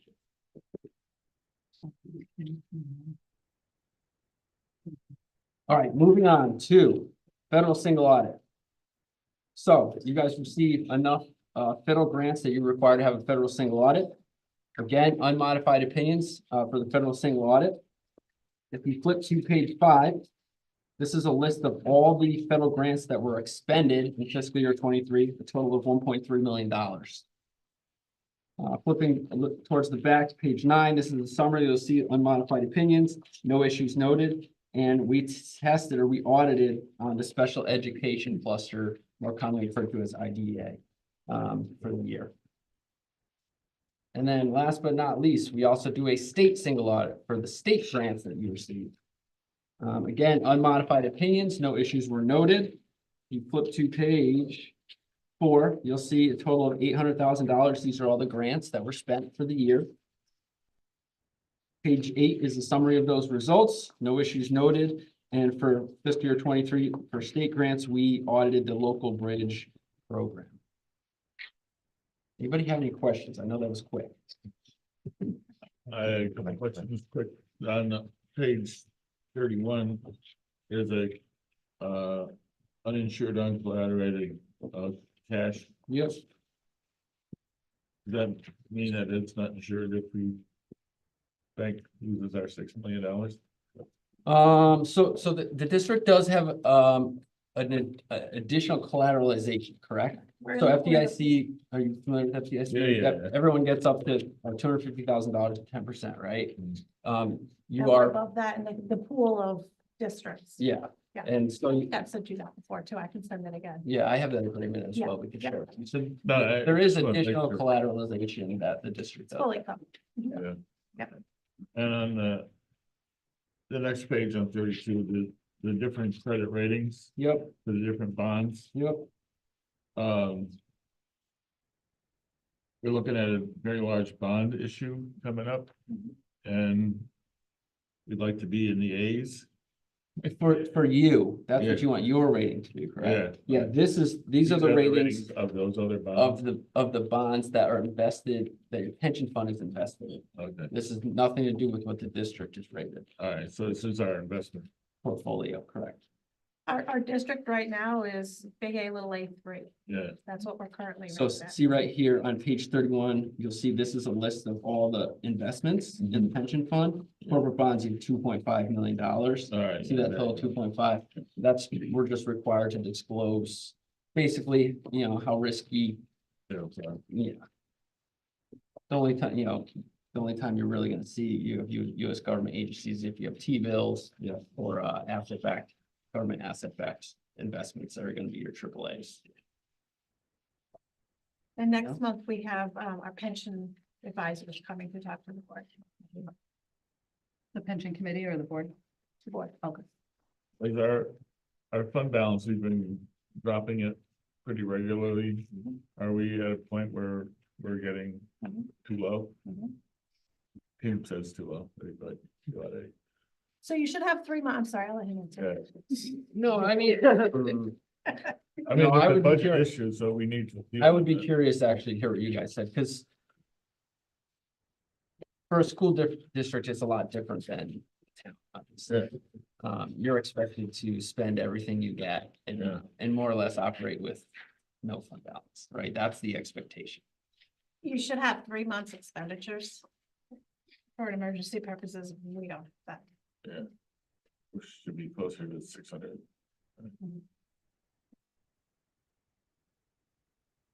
But that would require increasing the budget. I would just be, a recommendation to the auditor that, we ought to look at our fund balance as part of our budget, make sure that we cover a bit.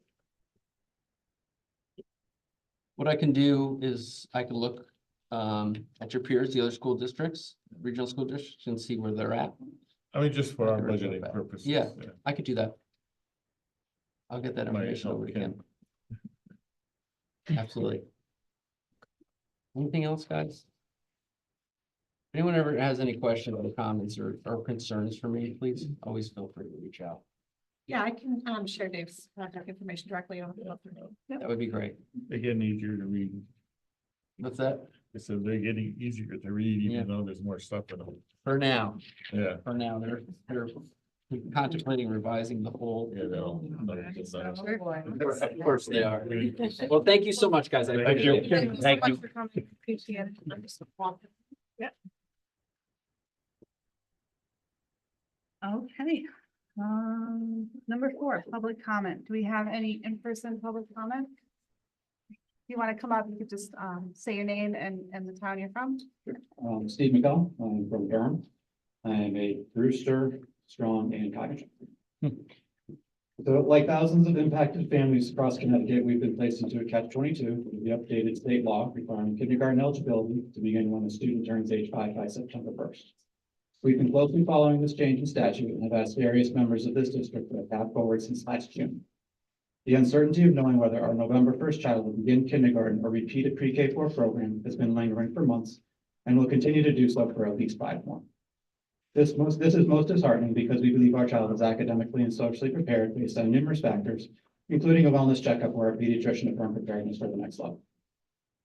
I also want to bring attention to Board Policy 5111, which has not been amended to account for the statutory change. I understand the purpose of board policy is to inform procedural action, but this action was without regard for the policy, whether it is a state law or not. The lack of timely action on this item from the board and its policy committee is highly concerning to me, and the lack of public discussion since last September suggests our youngest students have not been a priority. I wanted to apprise the board of what would be needed to secure a space elsewhere to ensure your comprehension. As parents, we have done our due diligence and investigated comparable alternative options while we remain 5 months away from a kindergarten decision. First, we must wait for the results of Brewster's pre-K4 lottery for peer model students in early April, where space is extremely finite. If selected, we would have an option to fall back on. And then if the kindergarten acceptance is ultimately met, we would have occupied a spot from another student for 3 months. If not selected through the lottery, our next options are in direct competition with other families from this district and its surrounding towns seeking space for their student. So option 1, we could repeat the current pre-K4 program with a non-refundable deposit of $100 plus the first month's tuition of $640 due June 15th. This option runs the risk of perpetuating boredom and having to explain the repetition of the same program with the same teacher, but without the same group of peers. Option 2 would be to pay a non-refundable registration fee of $75 plus the first month's tuition of $574 due in early July. Option 3 would be to pay a non-refundable registration fee of $100 plus the last month's tuition of $1,278 due June 1st. Option 4 would be to keep our child home and do not enroll in any accredited program, relying on my wife as a former elementary school educator to prepare for kindergarten readiness. While this is the most cost-effective option, it fully eliminates the social aspect of participating in a formal education setting with age-based peers. This critical component of a child's education is paramount, especially considering students in this age group may have had social limitations due to the pandemic. Truthfully, a gap year heading into kindergarten doesn't seem to be in the best interest of any student. So from here, we must settle on a program and identify what the non-refundable cost of waiting until July 15th is going to be. $740, $649, or $1,378. This comes with being honest with each school that we would be occupying the space with the intention of not attending if kindergarten comes to fruition, or we take no action for the homeschooling. As parents of 3 other children in 3 different schools in this district, it would be disheartening not to be able to tell our youngest child when he will be going to school in the fall, excuse me, where he will be going to school in the fall, when his siblings talk about their excitement for next year. And in our house, that excitement will start on the last day of this school year. So while I have no presumption that these comments will incite any short-term change, I would strongly encourage the board and the administration to take into consideration our example, those of other impacted families, and models from other schools in your constructive procedure for next year, in hopes that others will not have to endure months of uncertainty. So while it is evident that these discussions have taken place internally, the public dialogue has clearly taken a third row backseat to the district reorganization plan. Thank you. Thank you, Mr. McDowell. And we do have an agenda item for kindergarten, so if you could stay to listen to that information as well, and we'll have someone follow up with you. Thank you. Thank you. Any other in-person public comment? Is there any public comment online? If you could raise your hand.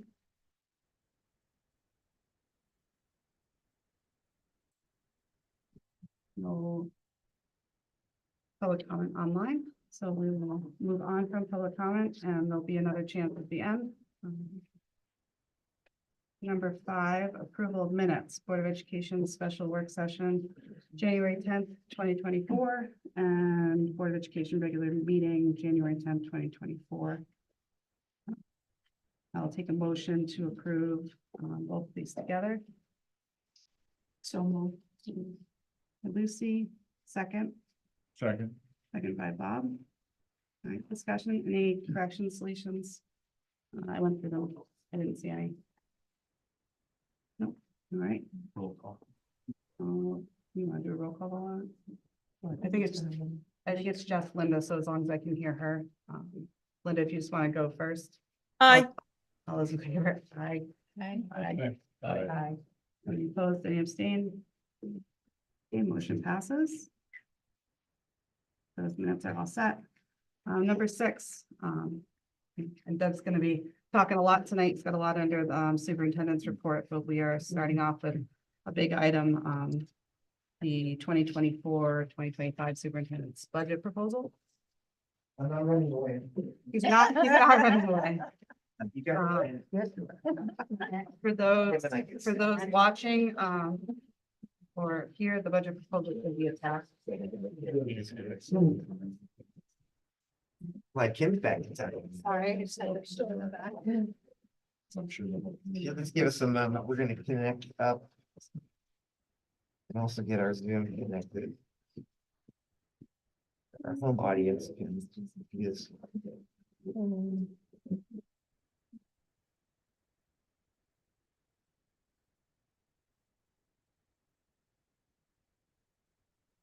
That projector. Tim, are there hard copies in there? Oh, The presentations? yes. Yeah. Just a couple, I think we could share them. I mean, I have it on. There it is. It's there. Yeah, of course. No, just maybe one for the audience.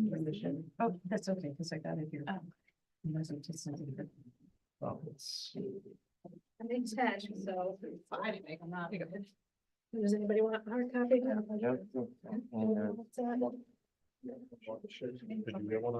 on, no, on- one more. So we can- And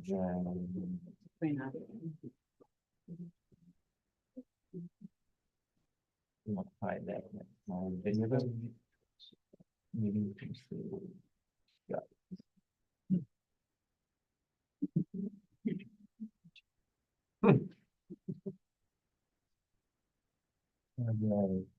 Are you seeing that on the Zoom now? Okay.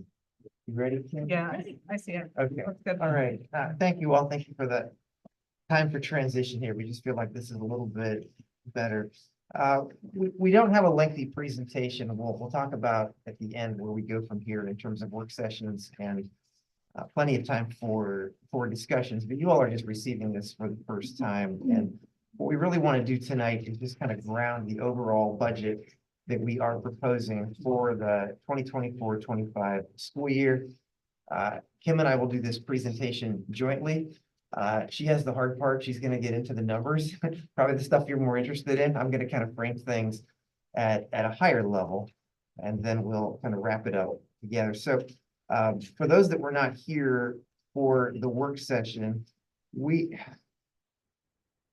don't believe we should start right into next year's budget without just reiterating something that I think everyone at this table knows, and hopefully everyone in our audience knows, and that is we can do our best job on these annual budgets, but to operate 5 schools, it's going to be very difficult to bring our costs down to where they should be, both for educational excellence and for fiscal responsibility. So I know we have a potential vote coming up later, so I won't dwell on this, but and a little bit, this is a repeat from the work session, but maybe not everybody was here at that point. But the 3 school experience, you know, this is not just Doug's opinion, Kim's opinion. This is coming from even our recent community forums. You know, we get a future ready school for our pre-K to 5 population. It aligns with learner-centered education, limits transitions. It would give us balanced experiences for our children in our 2 towns. We think that's really important. The operational costs are reduced greatly. We would love to be able to focus all of our capital improvement efforts on 3 campuses instead of 5, as we currently have to do. State funding is available for these projects, and we want to maximize that. And you know, we believe, and I think many of you do as well, that this type of action will tend to unify our district in ways that perhaps it was divided in the past, and that could be a very positive thing. And I could go on and on about that, but we just had a 90-minute work session, so I'll move on to the budget. So, you know, at a very high level, you look at a budget, it's a very thick document, Kim will get into the numbers, kind of what's kind of driving it, what's behind it, what is kind of the big picture. I think the first thing to state is that, for those that aren't aware, is there are published class size guidelines that the board has established over a period of years, and this budget maintains those, even though that does require an addition of a teacher on one grade level and the downsizing of a teacher on another, so they kind of balance out, and you wouldn't necessarily see that. I want you to be cognizant of the fact that we are honoring that, and I think parents and teachers want to know that too, that we're honoring that with this budget. Also, you know, we do a lot in district, and we talk about some things. We heard about some things presented tonight with mathematics. I think it's important to know that we're able to support all of our current programming, everything that we're currently doing. And last month, we also laid out some strategic initiatives that I'll talk about a little bit later. And those are multiple year entry points into things that we believe in. And I want to make sure you know that everything that we intend to do moving forward is supported next year through this budget. Last year, I think we made a big slide and made a big deal about inflation, and it was a big deal. I want to make sure you understand it's still a big deal. It's not at the runaway, maybe that's not the best term for it compared to what's happened in some countries, but for the United States, what we experienced last year and prior to that was really high. And I guess I just want to make sure you know that even though the Federal Reserve's action and you know, other things that have happened that an economist could explain better than I could, have slowed the rate of inflation. Inflation is still there. And so that's a big part of what's going to drive the budget.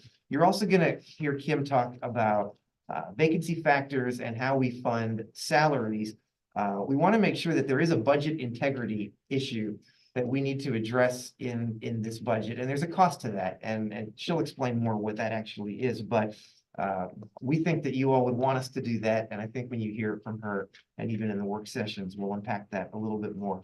And then the last one is newly identified areas of need.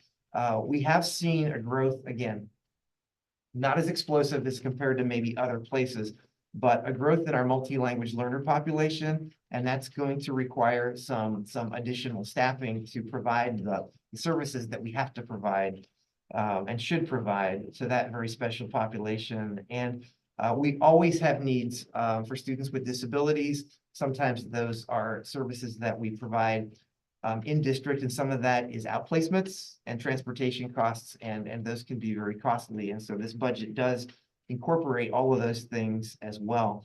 And the last thing in terms of an overview is that we made a commitment in last year's budget after several years of kind of phasing it in to take full advantage of the state's cap on a 2% kind of set aside for capital investments and our capital reserve even. And we believe that's important to continue year over year. And so we want to make sure that, just like we said, we're maintaining the class sizes and the programming, we are maintaining that commitment in this budget as well. And so now I'll turn it over to Kim to talk about the actual numbers, what people are probably most interested in. Okay, so this year, after various renditions and meetings with principals, what I want in scrutinizing every line item to which they can probably attest. This is where we landed at a gross budget of 41 million and a net budget of 39, and I'll talk about that in a minute. The gross budget comes out to be a 4.48% increase, and the net budget is a 3.82. Just for point of reference, the board had asked me last year quite often to report what other districts were doing, and my CASBO group, as of yesterday, the average was a 4.54. And more are having their meetings, and that will be different by the time we come to the next meeting. But what I wanted to point out, though, is what might be different from last year or the last few years is that the net budget is increase is lower than the gross. And the reason for that is because I have applied an anticipated surplus from our 23-24 school year to balance the budget, to help our fund balance. Now, that surplus comes from two areas that we've identified that we are not going to use. Would be a transportation item for a special ed outplacement, and the other is electricity. We came in lower than what we had budgeted for electricity, so we're bringing that savings over to balance this budget. Another strategy could be to just leave that, and that becomes fund balance, but then you're also then going to increase your budget by almost 1%. We'll go to the next slide, please. So this is our budget increases and decreases by category. And the first thing I want to point out is salaries. Salaries shows the largest increase because of the vacancy factor. We had the opportunity over the last, since I've been here, 6-7 years, to budget at a lower vacancy factor, somewhere around 96.5%. And we have consistently run over our salary line item. We're able to cover that in other areas, but it's just become too aggressive. And there were times when we had staff turnover was more frequent, and they may have been higher paying positions that took longer to fill. So there was some attrition. So there was some savings. There were staff members on leave that were paid by, long-term subs. So there was savings. We haven't had a lot of that over the past few years. So I feel that a good vacancy factor is 98%, not 96.5. I'll tell you, I just was at a meeting with my CASBO group, and most districts don't budget at a vacancy factor. So this is something that's kind of unique to us, and we do it as a budget strategy to help bring the annual budget down. It's risky. And I want to talk about not only that, the vacancy factor did increase the salaries by 1%. A 1% increase in the salary line. And also in that salary line, you're going to see 2.5 new positions, a net of 2.5. But I want to talk about that for a minute, because the only really new FTE would be a 0.5, and that is in the multi-language learner. So now we have a 0.5 multi-language learner employee that, due to caseload, we need to go to 1.0. So that's the only new cost in there. But what is now classified in that $1 million increase is 2 positions that we have taken from purchase services and put into a potential FTE. And those 2 areas are an athletic trainer and a maintenance position. So those are 1-to-1. The maintenance position, there's a correlation to reduction in purchase services, so we can do in-house with get more time, and we have a dedicated person. And the athletic trainer, same thing. The cost of a yearly contracted athletic trainer is even a little bit more, not much, than an FTE to pay. And of course, then we get dedicated all the time, a lot more, and we can be flexible and creative with that position. So that is why that line stands out to be so high. Let me see what else I hear. Okay, so yeah, so the only thing would be a new position that's not pulled somewhere else from somewhere else would be the multi-language learner. Increased salaries and benefits make up 72% of our total budget. And out of the 4.48 increase, 3.63% is at salaries and benefits. The rest is 0.85. You know, in salaries, we have contractual increases, of course. In benefits, we've got increased health insurance. We have 19 more employees taking health insurance than we did when we budgeted this time last year. And we have a 5% renewal rate at our state partnership plan. That could drop to 3%, but we won't know till April. If it drops to 3%, that does save us about $100,000, maybe a little bit more, and then that would drop us down even further. And then the 2.5 net FTE addition. So you can switch. And that's what I just read. Sorry, I'm Oh, I ahead of should- myself. go No, ahead. no, I'm that's sorry. okay. I didn't tell you. Okay, go ahead. Is that a reduction in the supplies?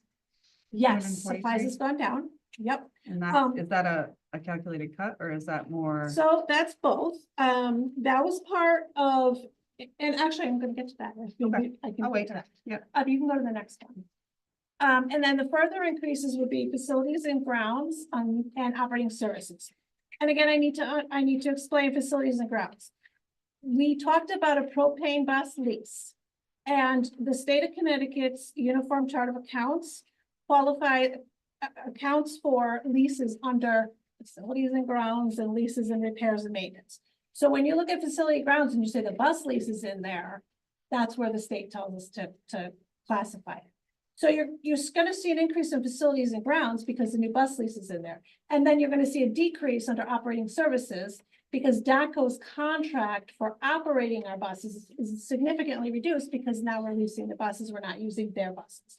So it's not in the same line item, unfortunately, so it doesn't wash, but that does happen. And then also in operating services, we have an increase. So while we have that decrease for the DACO use, we have had an increase in out-of-town tuition and also transportation for students with highly specialized needs. So there is an increase in that area that kind of offsets that transportation savings. The decreases. So purchase services was decreased with the athletic trainer, moved to an FTE proposal, and also a maintenance position taken out of purchase services. We do a lot of outside vendors. And this will move it in-house and will certainly allow us to have more flexibility, more ability to do not only emergency repairs, but preventive maintenance and all those little repairs, the tree trimming and all those kind of things that we have to pay someone to do now. And then operating services, the bus lease. So that's offset by the increase you're going to see in facilities and grounds.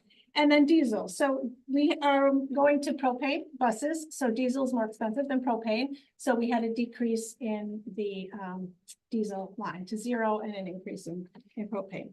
Supplies. So the reduction in supplies was a lot to do from the fuel and electricity. So we were able to budget a lower electricity amount this year than we had last year based on historical data. Usage, and then also fuel. The price went down to $2.82 from $3.10 a gallon for fuel oil. And we're in a consortium and we're hoping to lock in at $2.75. So it might go down even a little bit more, but at this point it's at $2.82. That's what I budgeted for. And then the last part of that is a decreased supply need across the district. So kind of just everybody got a 25% cut in their supply request across the board. So it was all relative based on how much you'd asked for. And, you know, I've done that for years. And no one's ever not been able to get what they needed. Capital reserve highlights, so these capital reserve, because this budget was done before the work session tonight, and then really are we going to 3 schools or we're staying at 5 schools? I had to assume, hopefully, that we would go to a 3 school, but this is gonna be kind of an item for discussion, is what stays in capital reserve and what we change. It's fully funded at the 2%, which is $778,000. That's not a full 2% because as you go higher, you can fund more, and then when you fund more, you go higher. So it's a chicken and egg thing. I don't even know if chicken and egg makes sense, but so it's at the same level we did last year. We have come to really have a need for our PA systems at our schools. We've heard a lot from staff members, administration, and we are actually having state of Connecticut Police out on our PD day on the 16th to go around with us and look at areas that, really have a Q&A session with the staff so they can just ask whatever they need to ask, how they can be safe. And I know that the PA system is going to come up because it doesn't always work. It's analog. We have digital phones. It's not reliable. It's either too loud, not loud enough. There's a whole host of problems.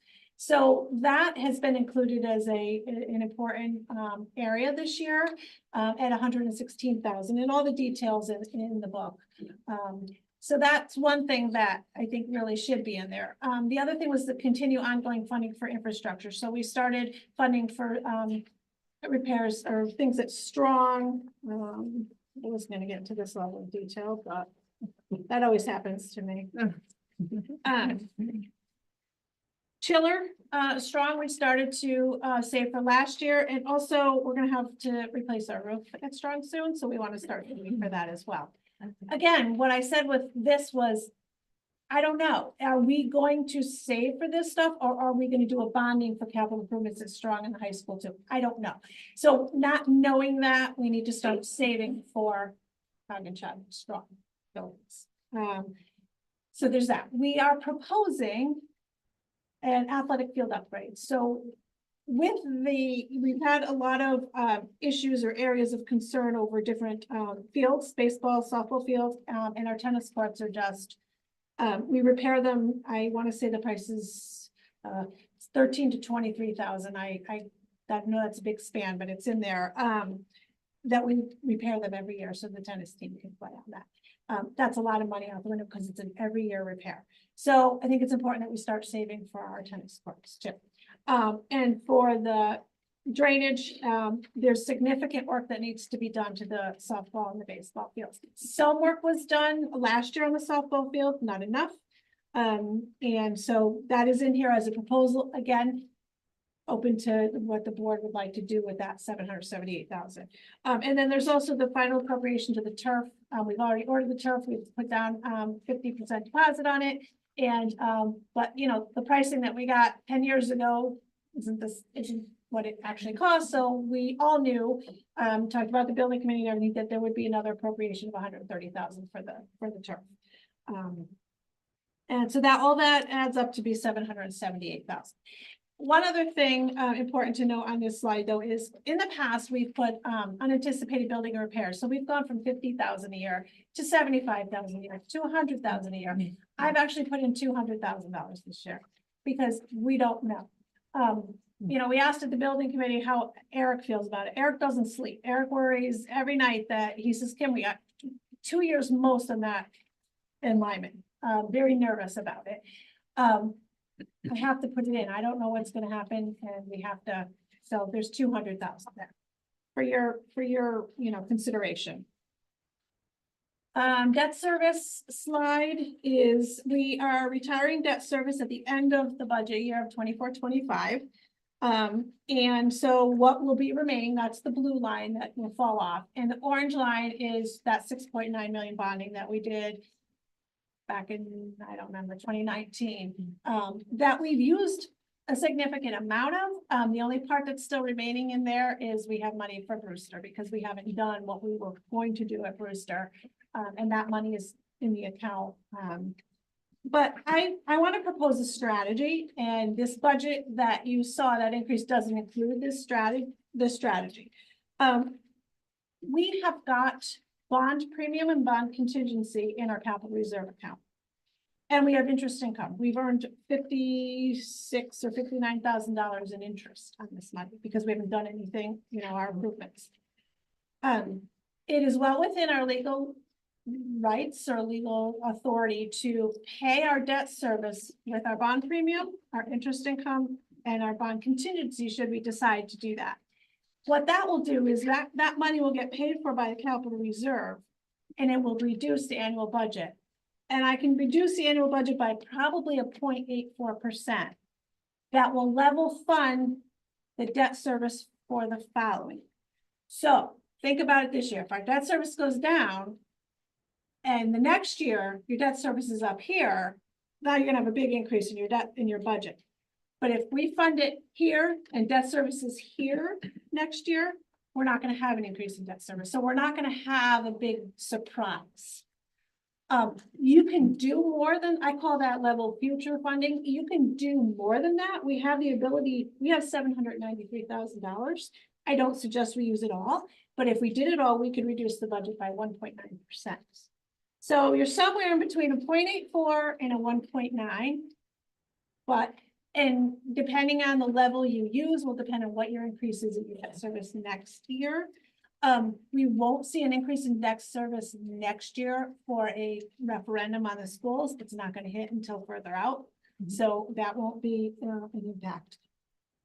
So just something to think about, and we can go You to. need to more explain that before, when you get there, not tonight. Yeah, in a work session, we'll Yeah. have everything. Yeah, I can put that all out there, but this budget that we've put forth, this proposal does not include that strategy because that was something I wanted to get everybody's input on.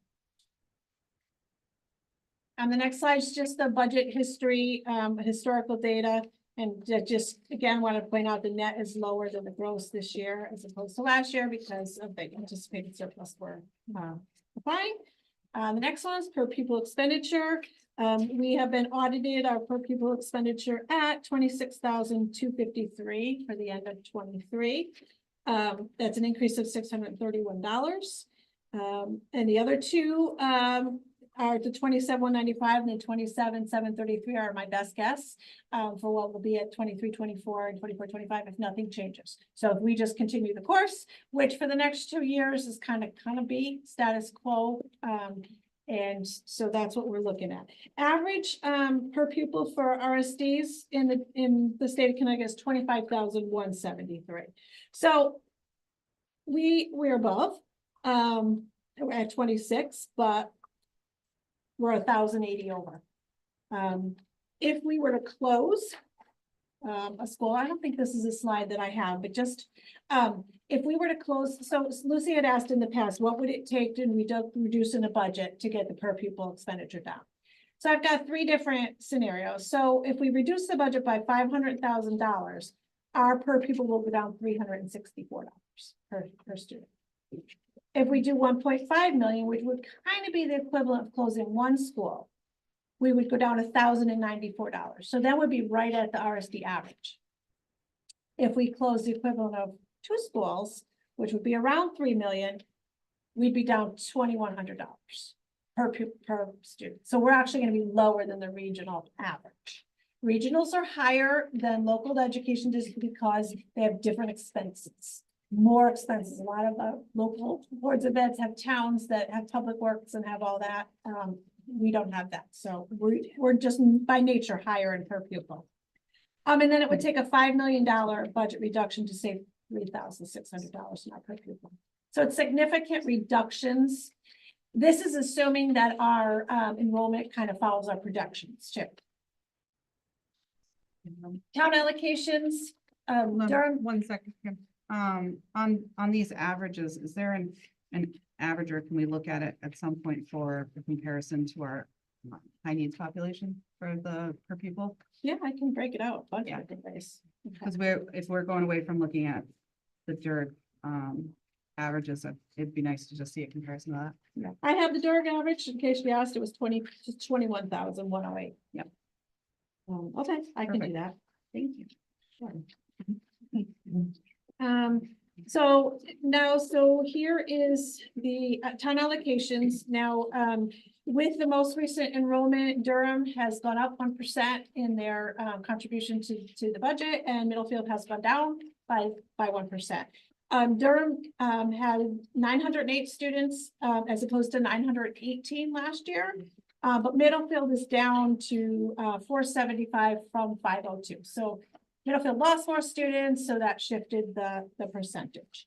ECS increased slightly in each town, you'll see, but the governor just today at 225, proposed some changes in the ECS. And what that looked like was kind of insignificant, but Durham would go up $7,000 and Middlefield would go down $18,000.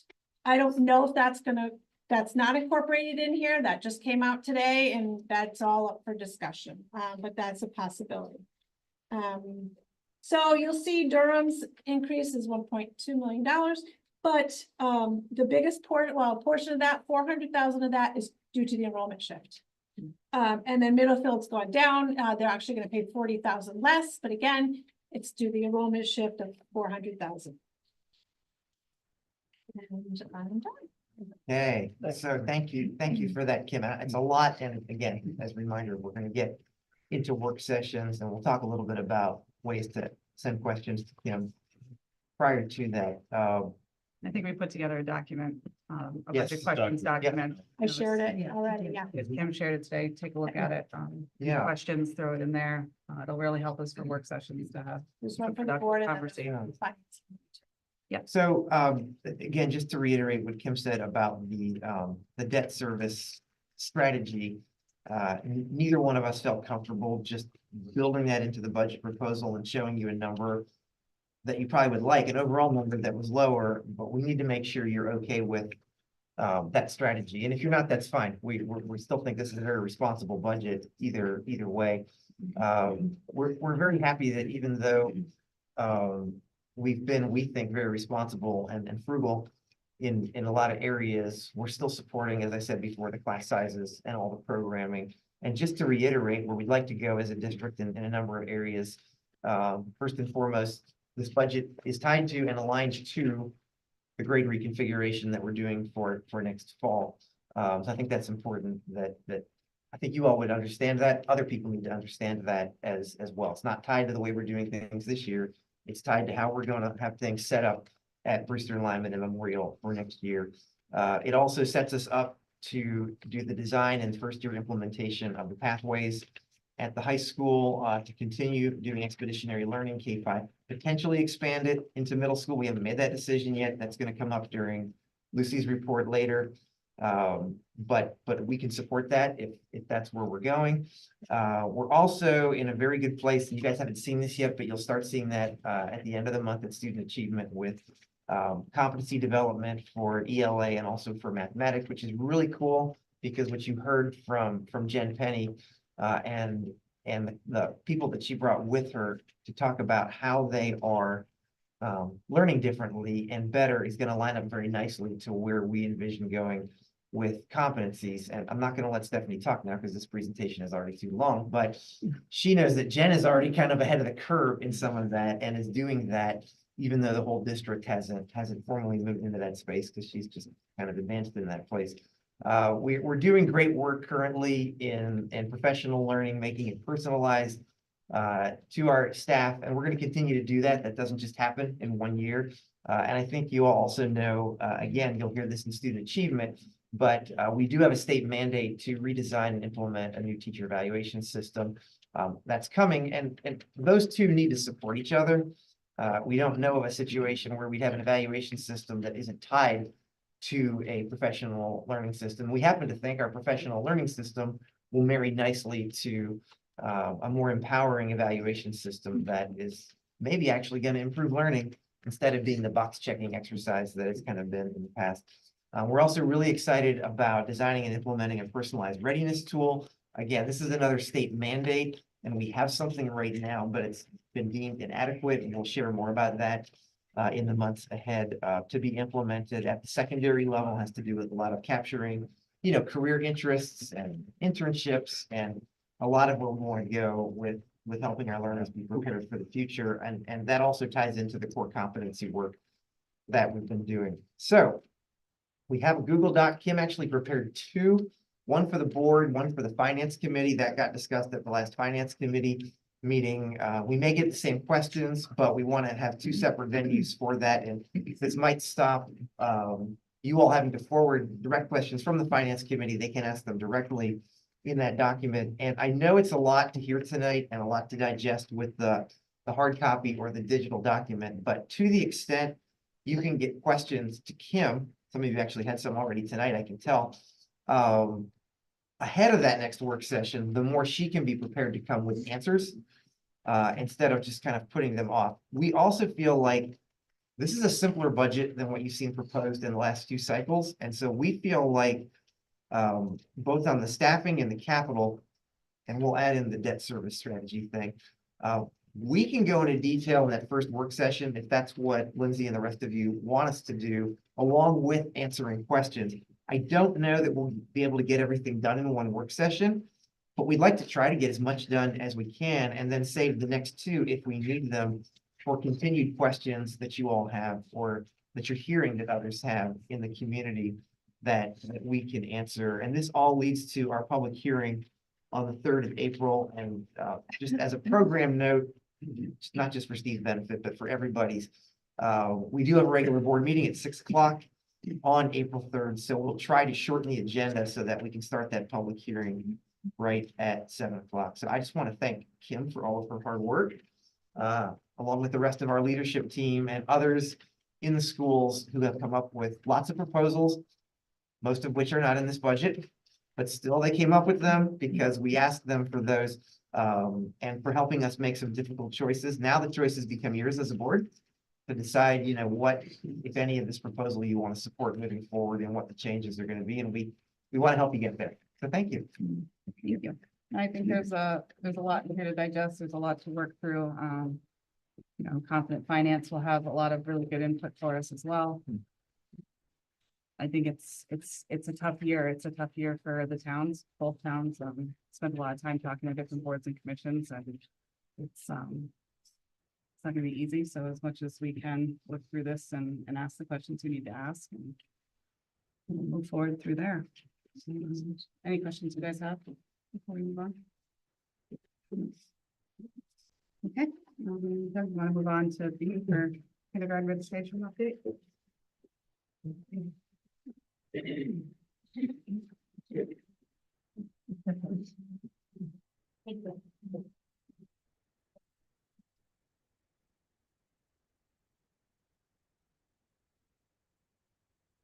Can finance maybe have the budget? It's the library. Yep. All right, last week, the end of last week, we communicated information to families about kindergarten registration. And there are some changes this year. We heard that in public comment tonight. I think most of you are probably aware of that, but we'll go over them a little bit here. I want to thank Deb Murray, principal at Brewster. Very patient Deb Murray. Who I asked to be here tonight in case there were questions, and also Jen Keene. The two of them have been doing the lion's share of the work to get us ready at this point. Again, first to state the obvious, all of our kindergarten is going to be at Brewster next year.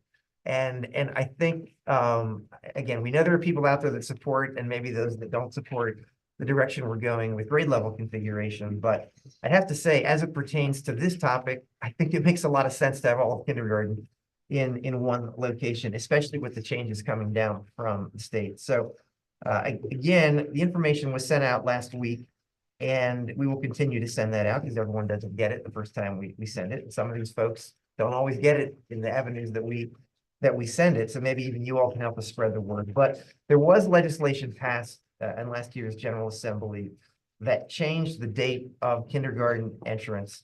And the rationale I've received from this is to align the start date with pretty much what the rest of the country does. And again, whether you agree with that or not, Connecticut was out of sync with the rest of the country. And that does have impact for families that move state to state. And it also impacts just, the ages of children when they get to various stages of development, whether that's, when they're younger, when they learn to read, when they graduate high school, if they go into college, if they go into the military, things like that. Connecticut had an age skew to where our children were kind of entering all of that potentially at a younger age. And again, whether you agree or disagree, they made that decision.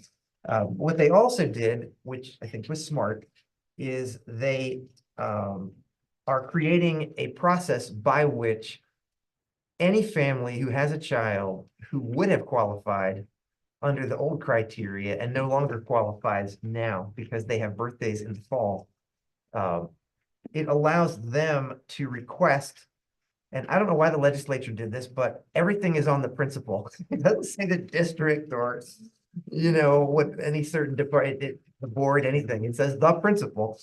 We are supporting you and we thank you for your help and we have your back on this, to come up with a process by which those waivers essentially are requested.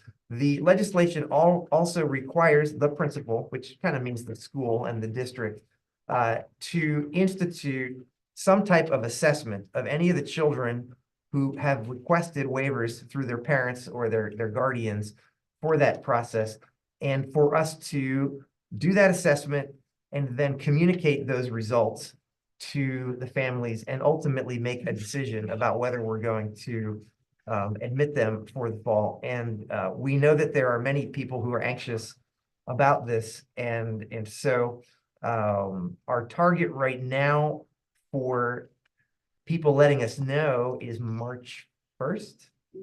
We'd like to know tomorrow if they haven't told us already. How many of you have already heard from? 9. Okay, so 9 already have formally requested.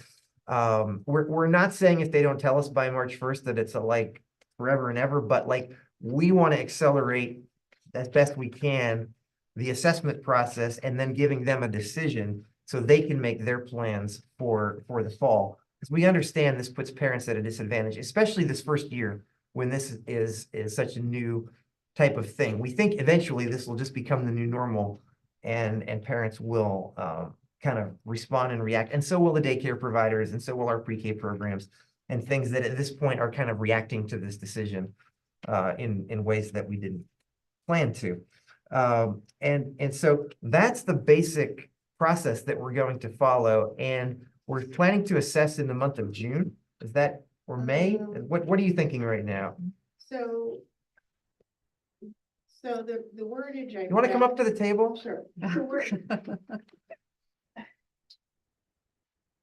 So what I communicated kind of left it a little open, so we weren't locked into dates and gave some flexibility around that. So I communicated that we would assess by June 30th and notified by July 15th. But that doesn't mean that we're going to wait till July 15th. If I assess them on April 28th, I can let them know probably on April 29th, literally. So I don't see any long-term waiting game around families once they get assessed and waiting for an answer from me. And I also don't expect this large amount of families requesting this. I really don't anticipate a ton. I have 9 at this point. I had 6 prior to second registration out. So I've only gotten 3 new ones since I even announced registration because I had 6 families asking a long time ago. So, more than that. Yeah, and I think what makes this more challenging as we kind of talked through this is children in this age band, a lot of parents, even under the old rules, were never sure because they can do the math on all this too and kind of figure out, and it's a hard decision as a parent if you have children that fall into that age span to really know. And so all this does is put a formal process around, do we think they are ready? Communicating that to the families, making a decision and then considering the families' desires, even knowing that input will factor into the final decision too. I mean, it's not like the assessment is going to make 100% the decision. The assessment will inform, kind of like we do with course selection at high school, where we might say, you haven't been recommended for honors, but you really want to be in honors and your parents really want you in honors. here's what we think might be a challenge for you, but a lot of times we're letting those learners into those courses anyway. And that may be the outcome here too. Again, I don't want to prejudge the decision or say what it's going to be, but certainly we are empathetic and sensitive to the position that these families find themselves in. And we want to support the school in doing these assessments. You know, if there's a cost associated with it, we will bear that cost, communicating that information and then helping them make those decisions. You know, every year we have people who choose to hold their kids back from kindergarten, even if they're not in this age span, just because that's the decision that the law allows them to make, and we honor those. So this is all in the spirit of honoring where parents are and trying to give them the best information to make that informed decision.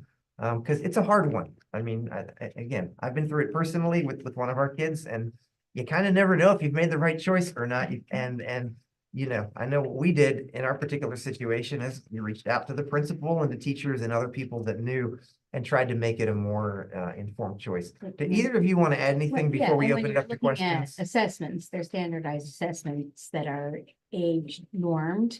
And so you can't do the assessments too soon, because otherwise the children are too young, right? And when we're looking at a child who is, 4.5 versus 4 years and, 9 months, that's a big span in young child development. So we're trying to do it as soon as possible, but not do it too soon. So we're trying to keep all of those things in mind as we're looking at standardized assessments that we have to use per the new regulation, and be mindful of, parents' timelines and concerns that we certainly heard tonight and are cognizant of, but it isn't, the assessment isn't just one measure and the only thing we're gonna go by, as you said, Doug. Yeah, I also think we haven't Mhm. 100% selected the measure yet. One of the reasons is we don't want to just pick something quickly and have to live with it.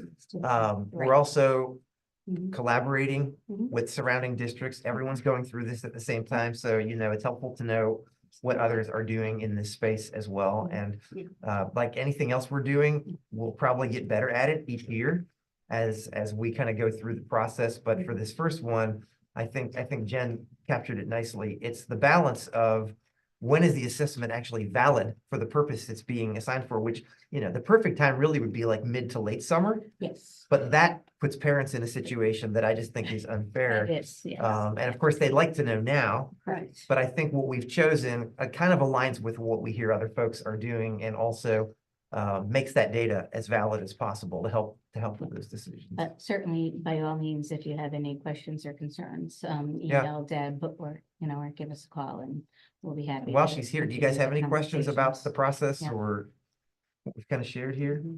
What are the I think assessments, Yeah, go ahead, Bob. what do the assessments consist of? Just able to read and write or talk? I really would like to focus more on the social emotional piece and developmentally where they are as opposed to their academics. Because we can teach academics. That's So academic it's and more just real about- readiness. Yep, readiness for kindergarten, Basic social skills. emotional. And I believe in your email, you said if someone's in pre-K 4, they can stay in pre-K 4 if they're not. Yes, they can. Yep. Yep, we'll honor that. Mhm. Even the peer models. Yes. So anyone in that program. So they don't have to be entered back into the lottery, it's Correct. just. No, if they're in, they're in again for the next year. Mhm. And I think as a smaller district, just from the state level, I've had a lot of meetings with CAVE on just this issue alone. Yeah, And everybody's CAVE's been- done a lot to advocate for districts that this was, really rushed and there wasn't a lot of thought put into the transitions. And looking at larger districts, it's harder for them. They're looking at not having the pre-K facility, not having the funding. It's unfunded mandates that are really going to hurt the larger districts. Yep. And I do think the legislation will give some sort of leeway on it. I think that they understand, a lot from the education committee was very understanding that they heard us, that they understood. And as Doug said, we're fully, willing and, ready to have individualized conversations with all families and work together. And I've seen what's gone out, and I do think we're doing a pretty good job of explaining that. And maybe we need to continue just to explain that, you know, we want to do what's best for every kid and we're gonna honor what the assessment and parents come up with, and that we never want a situation and then with any of the kids, because we can in this district be able to do that, I think, when we talk about the waivers. Sessions. Good. No, I think that's good. The last thing I'll mention, because my colleagues and I talk about this a lot, and we've talked about it too. Of course, we're educators and that is our primary lens on this, but I'd be remiss if I didn't say and acknowledge, you know, this coming as soon as it did, there could be a financial burden on working families with this, and we want to be very sensitive to that too. And maybe our community is not hit as hard by that as others, to your point.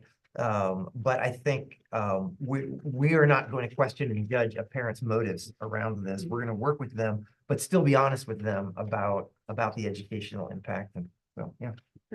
Thank you. Thanks for staying so late. We had even looked at talking about kindergarten, and again, it doesn't hurt us as much as it does the bigger districts, but a lot of the districts are gonna have a decrease in the ECS funding that they're gonna get because the numbers are gonna be less.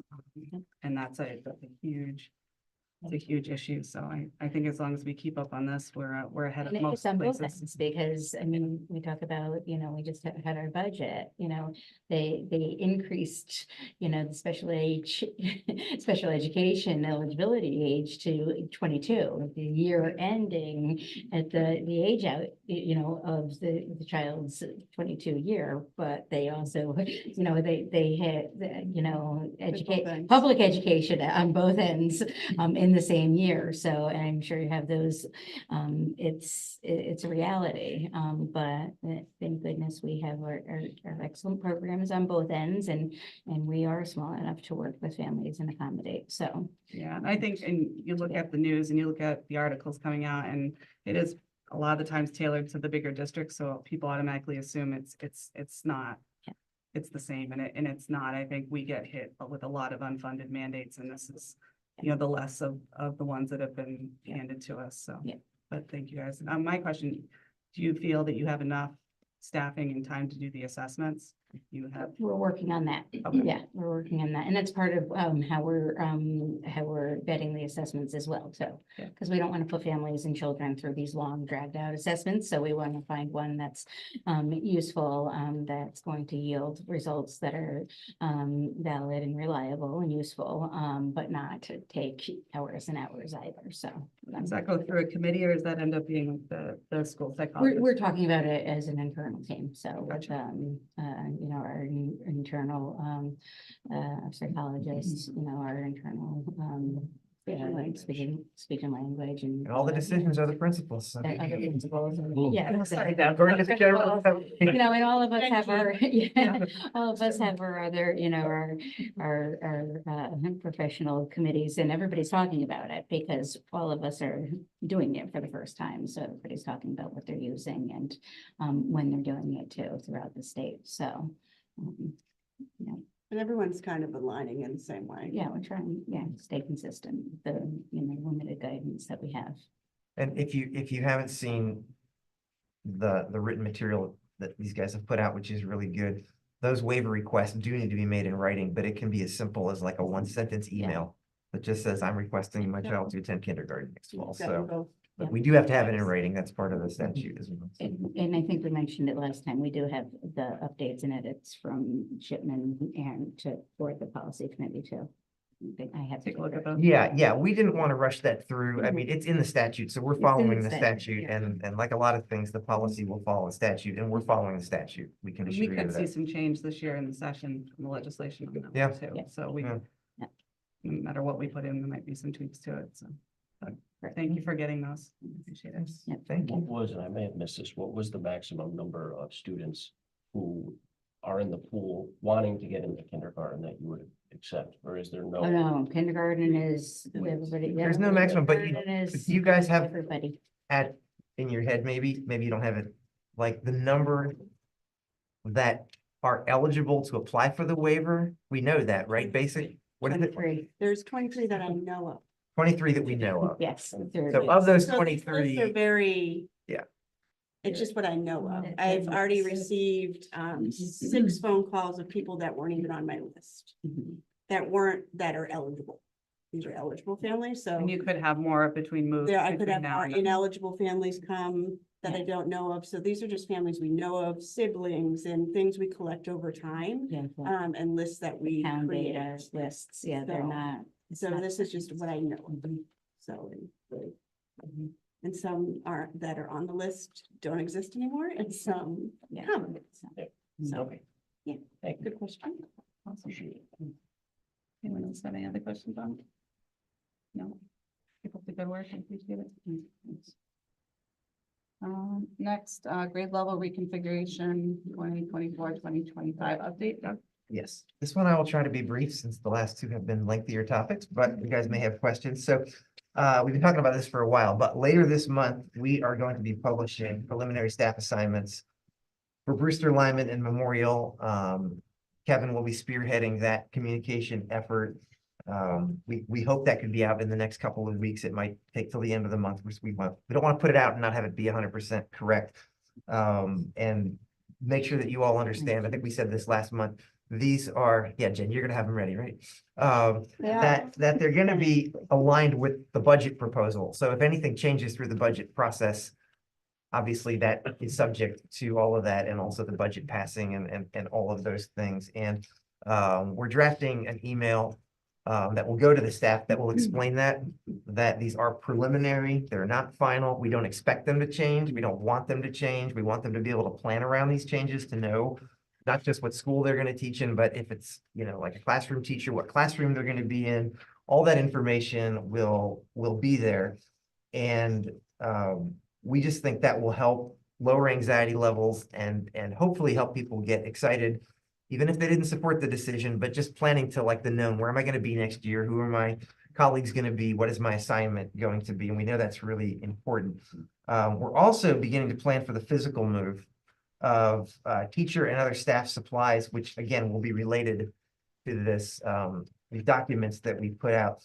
And we're trying to be very deliberate about the moving process, not interfering at all with our summer school programming, which and our cleaning and maintenance schedules and everything else. This is never an easy thing to do under normal circumstances, but it will be a little bit more of a challenge. We'll face it head on. But with that in mind, what we're going to ask you to do, and there's an agenda item 8C, and we'll talk about this a little bit more there, is to consider even tonight, if you feel comfortable doing it, temporarily suspending policy 3260, which speaks to how we dispose of surplus materials, because we feel like if we do not build into this transition an expectation of some purging, it's just never going to happen. If you've ever moved your household, you know that if you just throw all the stuff that was in boxes onto the truck and take them to the new house, and I've done that a couple times, it doesn't really contribute to freeing up space and making things more clean and orderly. And we have a lot of good staff members who have collected a lot of things and haven't thrown out any of it for decades. And we'd like to support that. So when we get to that part of the agenda, we will ask you to consider doing that. And Kim may have a little bit more to say about that when we get to that section. So that's it for the reconfiguration update. Any questions or staff, anything to add to that? And Doug, in my experience, teachers can be hoarders to a certain extent. don't say. The level of comfort is real good to say that's what I'm doing. The digital age. Come on now. Thank you. That's it. And I think looking at, just this update in general, there's a couple things that have come out, just reaching out to PTOs and different groups and different families. I'd like us to think about doing, some possible small group meetups along parents along grade levels. So making a night where a couple of us can go and meet with the upcoming kindergarten, upcoming first graders, second graders by grade level to see where the concerns are and if there's anything that we can do between the board and administration to make that happen. I think it'll really help, and it'll give us some themes along grade level where parents are concerned, and it might be a little bit more of a catch-all. And that came from a suggestion from one of the PTO members who has been wonderful in reaching out and giving ideas, and we really need to we need to do more work there and have them be helping and you know, they're the ones that have all the questions. They're the ones with the parents all day long. And the teachers and the kids, so. No, I That's think important. that's right. And I've heard some of that feedback too. And I think what the team has talked about is there will be a massive reach out towards the end of the school year for everybody that's coming to that campus for the next school year. But because we haven't done that yet, a lot of parents are unsettled at this point. But you know, I think the staffing was number one, the moving was number two, and I think that will be a close number three. And I had PTO last night, and that was some of the concerns. They want to know when the transitions are, and I assured them that those things were coming. That we were just at the tier level right now, and as soon as that level we're through that, then a lot of those other minutia things of how we transition children, what does that look like? What are we doing for visits to schools? Things like that, we will certainly start disseminating to families. And kind of do some messaging more frequently. Yeah, and even if we don't have all of it, you know, if we're planning one thing and we're planning that meetup, we should have that out there. It's Yeah, I don't think it important to do. precludes what you suggested. I think that's a great suggestion too. I just wanted to make sure you knew that these guys were hard at work on all of that. Oh, absolutely, yeah. And they don't want that to distract too much from the current school year and the focus on that. And you know, but people want to know, we need to tell them. Yeah, and even if we're, before that, if we're looking at wanting questions ahead of time or concerns and stuff, we can really come with, even putting a Google Doc together for the PTOs. You know, one big document, they can ask questions and we can get the answers. I think a lot of it is uncertainty, and I think that has to be really respected, that these are their babies. They want to know where they're going to be and what we're going to do to help. And I know we're doing the work to get there. I just want everyone to understand that, because I think it's hard sometimes when I talk to someone and they haven't heard anything, and I know that it's out there, but it didn't reach that parent. So we need to find a way to reach that parent, and everyone should feel comfortable. Every single person should feel comfortable that we're doing what we need to do next year to make sure the transitions are going to go okay. Yeah, I don't think we can ever communicate enough, right? Because didn't you get a call from somebody who got the notification and didn't even know that all kindergarten was going to be at Brewster next year? I didn't know we were configuring, so I had family. So as much as we've communicated on that. Siblings in the district and didn't know. And that happens. Yeah. And So, You know, I think it would have been under the first camp like a year ago to say, you know, we have minutes that are transcribed, we have, you know, the meetings are available, but it doesn't matter. If we're not reaching the family, we have to find a way to reach those families. Yeah. And we'll continue to do that and improve communication, and should be good. Great. On that note, let's move on to the next one. What do you have next? Other staff updates. reports. Oh, I have no other updates. Oh, no. Staff reports, Kim, you're back on.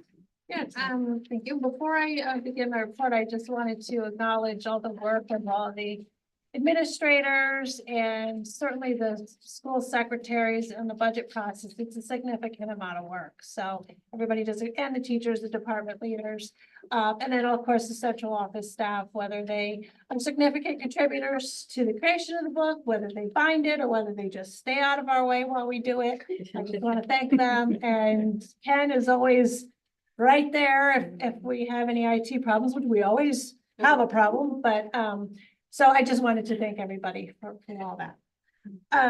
Okay, so with that, we closed the month of January, 52% expended in the general fund and 56% revenue received. So that's normal for this time of year. And we've encumbered 98% of our expenditures. And I hit on this every month. And just remember that encumbered means we expect to spend it, and we kind of are locking it in, and that helps me anticipate a surplus or a deficit. But also those at the end of the year that don't come to fruition are closed out, and the money goes back into that. So that's kind of a, you know, that number could change at the end of the year.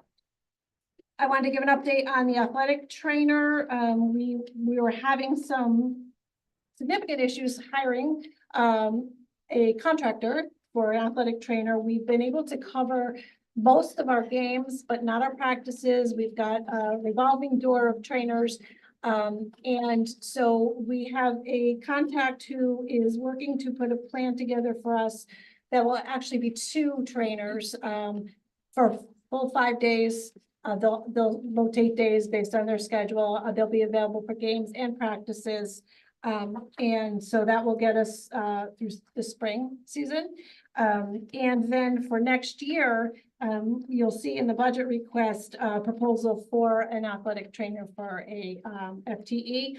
If that is not the way that the board would like to go, we need to put that amount of money back into purchase services. And the quote for next year for advanced PT was $78,500 a year. So for that price, we can get a full-time employee.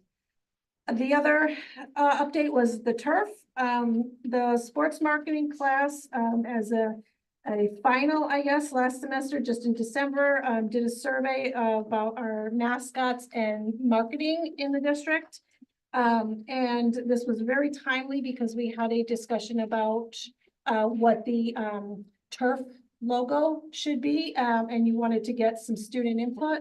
And the majority of the students responded that they identified with the Blue Devil as being their sports logo and the C as being an academic logo. It was a 58% for the Blue Devil, 38, I think, went with the C, and then like 14 went with like pitchfork or something that was not even related, but that's just what they did. That was just something that they identified. They had a lot of suggestions for the administration too, such as keeping the logos consistent among sports teams and all that. But our plan is to proceed with the Blue Devil on the turf unless I hear any objections. Yeah, I think that's what we knew what would come out. We thought that was likely what would It looks come out. great too. I saw just a mock-up and it does really look great. My last update is the field house grant for the lights in the bathrooms. I did receive paperwork this week that they did approve it, but we already knew that, but this is a final packet.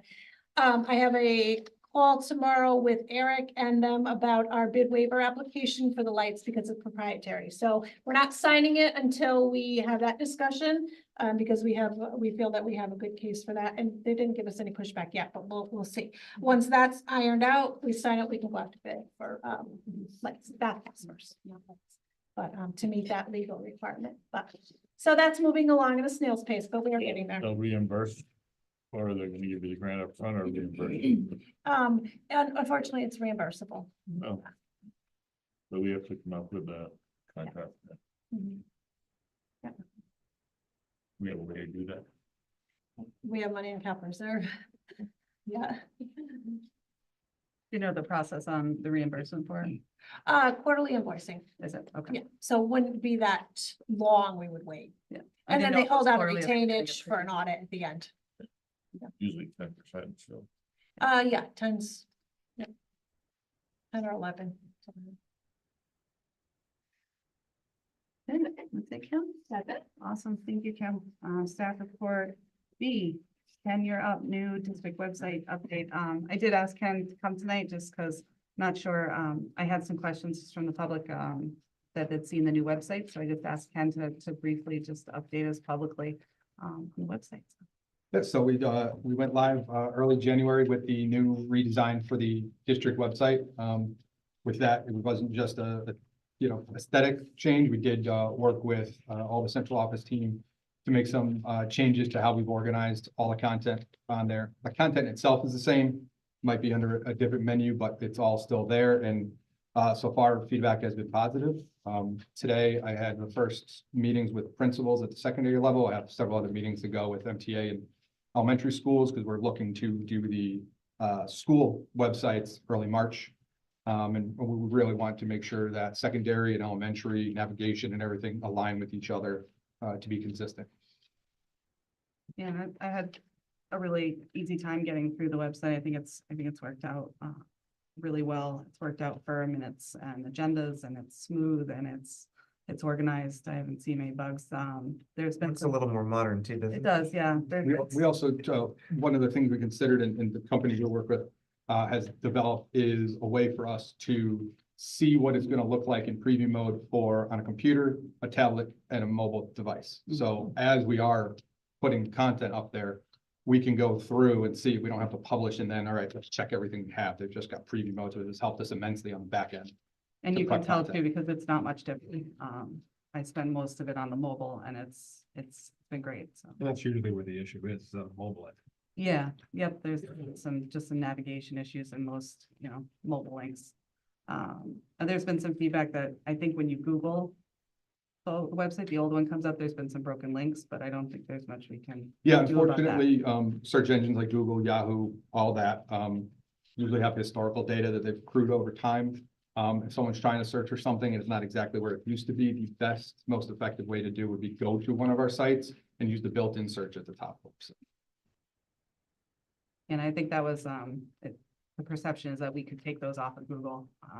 They'll come down over time as they realize that they're no longer valid, but unfortunately, no way for us to request that. Yeah. I had a question on, is there a direct way to go to board on the website? Yeah, on the At the top, top. there should be a board link. Mhm. Or if you hit the art district, we now have everything all together. So, central services, board, resources. This board with a gavel. Yeah. Oh, I see it. Upcoming events. Those are pretty odd. A lot of it's tied to the calendar, so there's some facility stuff, I think like the basketball, the club. CBC basketball. CBC basketball, because they rent one of the schools at that time, so we may need to look at the, But, the high school game that's tonight is not, that doesn't pop out either, so. right. We could look at that. That's all related to, we have several Google calendars linked to there. And if that information is not put on that Google calendar, it won't be reflected on the website. So that's a content thing. We could talk to, all the contributors, stakeholders we have at the schools to make sure that that type of stuff on there. I know there was something we explored with Todd too, of trying to pull certain information straight from the CIAC, and sometimes it works. It's very delayed if they have to, the game's delayed or changed, that the data is only as good as what's out there, and sometimes that's just not updated in timely enough manner for us to pull as well. I think that's hard too, and looking at athletics seems to be a major one. A lot of our other events, our musical and concerts managed to make it on that calendar. And if you go to athletics at the bottom, that Google calendar is there. And I know we did some work last year, and athletics did some work to be able to get those, but it's still very hard to navigate, even especially on the mobile. And I even find myself going to Facebook for bench warmers just to see who's playing tonight and who's not. So I do think it's important to find a way to integrate that There's a into that. separate app for CT Sports as a separate app. Yeah. And if you put in Cog and Chog, it gives you all of our Cog and Chog events. Right, but there should be a so way there to should probably integrate be a- and bring that into our There would be website. a link that we'd be able to put. Yeah, we could link directly to them instead of trying to pull the information. Yeah, I Probably think with so many I think athletic that's events better. happening at the same time, it just Right. kind of overlays and 'Cause I think that's absolutely will create chaos. Because of the games that get CIAC moved, get events. changed and locations and That's where I times go, and- because I've walked into many a contest and had nobody beat in the gym. Yeah, the CT Sports updates relatively on You time. learn after once or twice, you have to go look. And you can get all of that on that. Yeah, it may not be something we can pull from, but we could certainly make it easy to find that Yeah. link for. I just go to the practicability. CIAC website and pull I Cog and believe Todd Chog. probably has something on there, but I Yeah, could talk. the to font him. is really small, Make but it it more has like a prominent running if it- list of if it is everything, there. and they update it. I do too, but I mean, you get a lot of questions from people, when's the next game, who's, who they're playing, and, you tell them to go to the CIAC rather than go to the school. It'd be easier. Yeah, I find that CT Sports is, once you've got that on. Yeah, it's specific to us, and it gives you every single thing. But if you have kids in the elementary school, you have them in Strong or Memorial, and you wanting, then you just go to the website, be like, oh, see what's going on, and you don't see it right away. Even if there's a link to go to CIAC website, then you have to navigate that. So we have to find a way for it to pop up and someone say, oh, there's a game tonight, maybe I'll go check it out. Like their strong school sports are they're non-existent in the website, as far as I can tell. They're there under Strong's website, yeah. Yeah, I looked, I couldn't find it. But it's so. But certainly something we could work through, and, as I get to the point we're working with Todd for his section of website, as we update the high school and Strong to, make sure he keeps in mind when, that content's being updated. We'll find a way. That's the other. Awesome. All right. New business, board committee membership review and appointments. So we have some of our standing committees, and then we have some committees that are in flux, and we have, obviously, we have a new member, Steve, to be able to put on some of these committees. And we need to figure out whether we want to move forward with the Principals Advisory Committee liaisons from last year that Lucy had suggested, or if we want to wait until we have more ideas on where we'll be, whether it will be 5 schools or 3 schools. The Communications Outreach Committee, we did not get off last year. We can revisit and establish that again, or we can make it a commitment on our goals and objectives to really put some effort into that communications across the board, make sure when we need to have it on the agenda, we're having that in those discussions. It may be more productive knowing how many committees we already have, just to make a commitment that we're gonna keep working on outreach for communications. We have one opening on the building committee. It's discretionary on whether it's an actual member that's needed. But we can come forward next month with an idea for that if you guys want to fill that spot, or if you want to leave building the way it is until through the school year. I don't know if anyone has any objections to any of that, or if anyone has any committees that they're currently on that they want to switch, or John wants some more. No, Bob and I will take care of both. We're just fine. I don't know, Steve, if there's any of the ones that you want to take a look at, we can wait till next month to approve that if you want to go through it, because I know you haven't had a chance to do that yet. Other than that, I feel pretty confident that our chairs and co-chairs are happy where they are. You send out a new list. I absolutely will tonight, yeah. I think the communication one should stay with all of us here when are you looking to do that separately? Well, no, I mean, the thought was in the right place last year, was to really work as a subcommittee to get some work done on how we want to structure communication. But I think with all the major projects and all the stuff we're doing right now, it should be the forefront, not a committee. And just make sure that we're doing it. As long as it's addressed, yeah. Yeah, we just need to I address mean, it that. should be an agenda item then. Make sure, Mhm. because it's critical. At each meeting. Yep, I agree. So we will do that, and then we can take a look and vote on that next month. Do you have any suggestions on committees or anything? Well, only that, One's lesson. You know, right? I think you guys know how I stand on that generally, but with respect to that, I just think it's important, whatever committees you have, that whenever you redo the bylaws, that the committees are what the bylaws say. 'Cause Right. Right now, there's a big disconnect, Right. and, That's gotta be. I think if you look at, not that you have to follow Shipman, I know there was some discussion about maybe going more to K-way, but Hmm. Shipman seems to favor fewer standing committees and more what they call committee of the whole.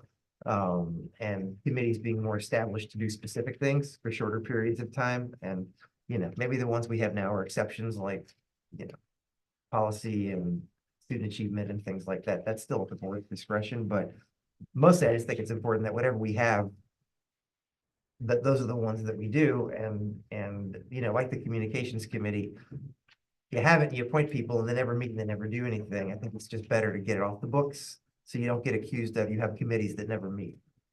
Mhm. Certainly, you can look at our approved agendas for this year to see which ones have already been scheduled, so people would know those are the ones that are meeting.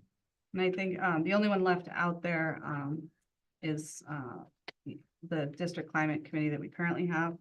I'm gonna send out to the board. I have a 4-page document on all different committees that have to do with well-being or climate within a lot of the RSDs that came from CAPE. And whether we want to establish something, whether it's necessary, taking a look at that document will really help. And I think it'll give us some direction on where we need to go with input. I think we're missing a lot of input from the students. Bob said it a lot, and from the staff sometimes. So we'll have to weigh that with what is out there already and come forward next month with a possible structure for that. Okay. All right, so we'll make sure it's on next month's agenda. New business B, discussion and possible vote of holiday designations on the approved 2024-2025 district calendar. Again, we had this last month in discussing the calendar. We do need to approve the calendar with any changes. I would like to make a motion to include Indigenous Peoples' Day in conjunction with Columbus Day for full inclusion on both of those. If we want to do that now, then we can have a discussion on it. But that would be my motion. Second. Second by Bob. Discussion. So, Linda, you there? Sure am. Hello, Lynn. Hello, Dr. Darcy. I'm sorry. And I think that this is, something that's been sitting out there for a long time. And when we talk about having a board of 10 members, and we've had a lot of discussions, and we've had members that find this to be incredibly important. And I think it's something we really need to think about to do. Again, I think including something does not hurt anybody. And I don't think it does anything other than bring some of that inclusion together. If anyone has any other thoughts or discussion on this. What would the calendar read on the website? Columbus Day / Indigenous Peoples' Day.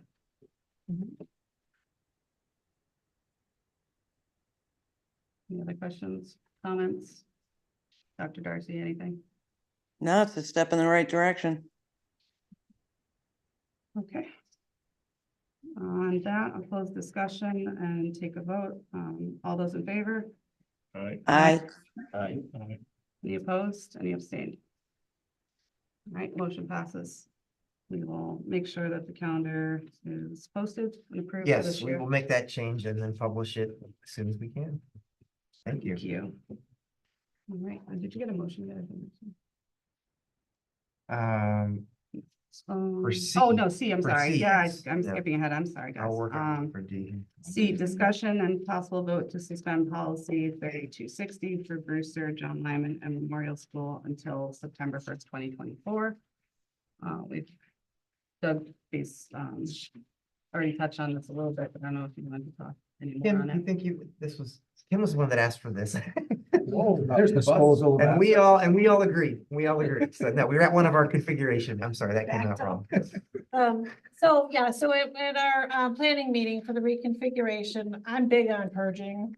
But we don't also want another porn that we had where we had all the stuff that, I think the policy is very limiting and that's okay. But in a time when you're not closing, but redistricting or moving rooms, you need to have a professional, leeway to throw away something that you think is no longer relevant. So right now, the way the policy reads is you've got to offer it to other schools. You've got to, offer it to the towns. You got to offer it to nonprofits. You've got to, and there's a pecking order you have to go down.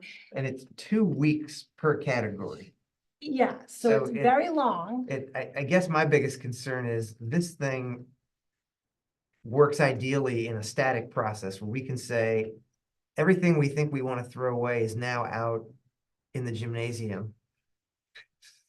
And for the next 2 weeks, any parent or student organization can come peruse it. And then the policy says 2 weeks after that, town people can come through. And then 2 weeks after that, state service departments. And then finally, any nonprofits can come through. And we feel like this is going to be more of a dynamic process where if you got something that needs to be thrown away, throw it in the dumpster, show it to your principal or whoever to make sure. We will take care of that, but we can't honor this policy as written and do that. And this is not file cabinets and desks and stuff. This is just books that, are very old and no longer used that no one would be able to use. Or even that. curriculum we haven't used in 10 years. So there's nothing that has any retention value. Correct. So And that's what we're not we're bound asking. by any. But you're gonna have to set those rules. Well, that's the question. Is there anything that is like that we purchased that we need to retain because of something or other? Like there's no retention value to any of the things that. Right, and that's what we would rely on the Consideration. administrator's professional judgment as to whether something could be used in another school. Obviously, if something could be used from Brewster to Lyman, we're gonna move that. If it's library books, if it's anything, we're gonna use it. Right. If it breaks down to teacher classrooms where there's a, let's say there's construction paper that's like faded and curled up on the edges and stuff, and you're just never gonna use it. I'm not saying we couldn't offer that to a nonprofit, but the odds are that they're gonna come and get it.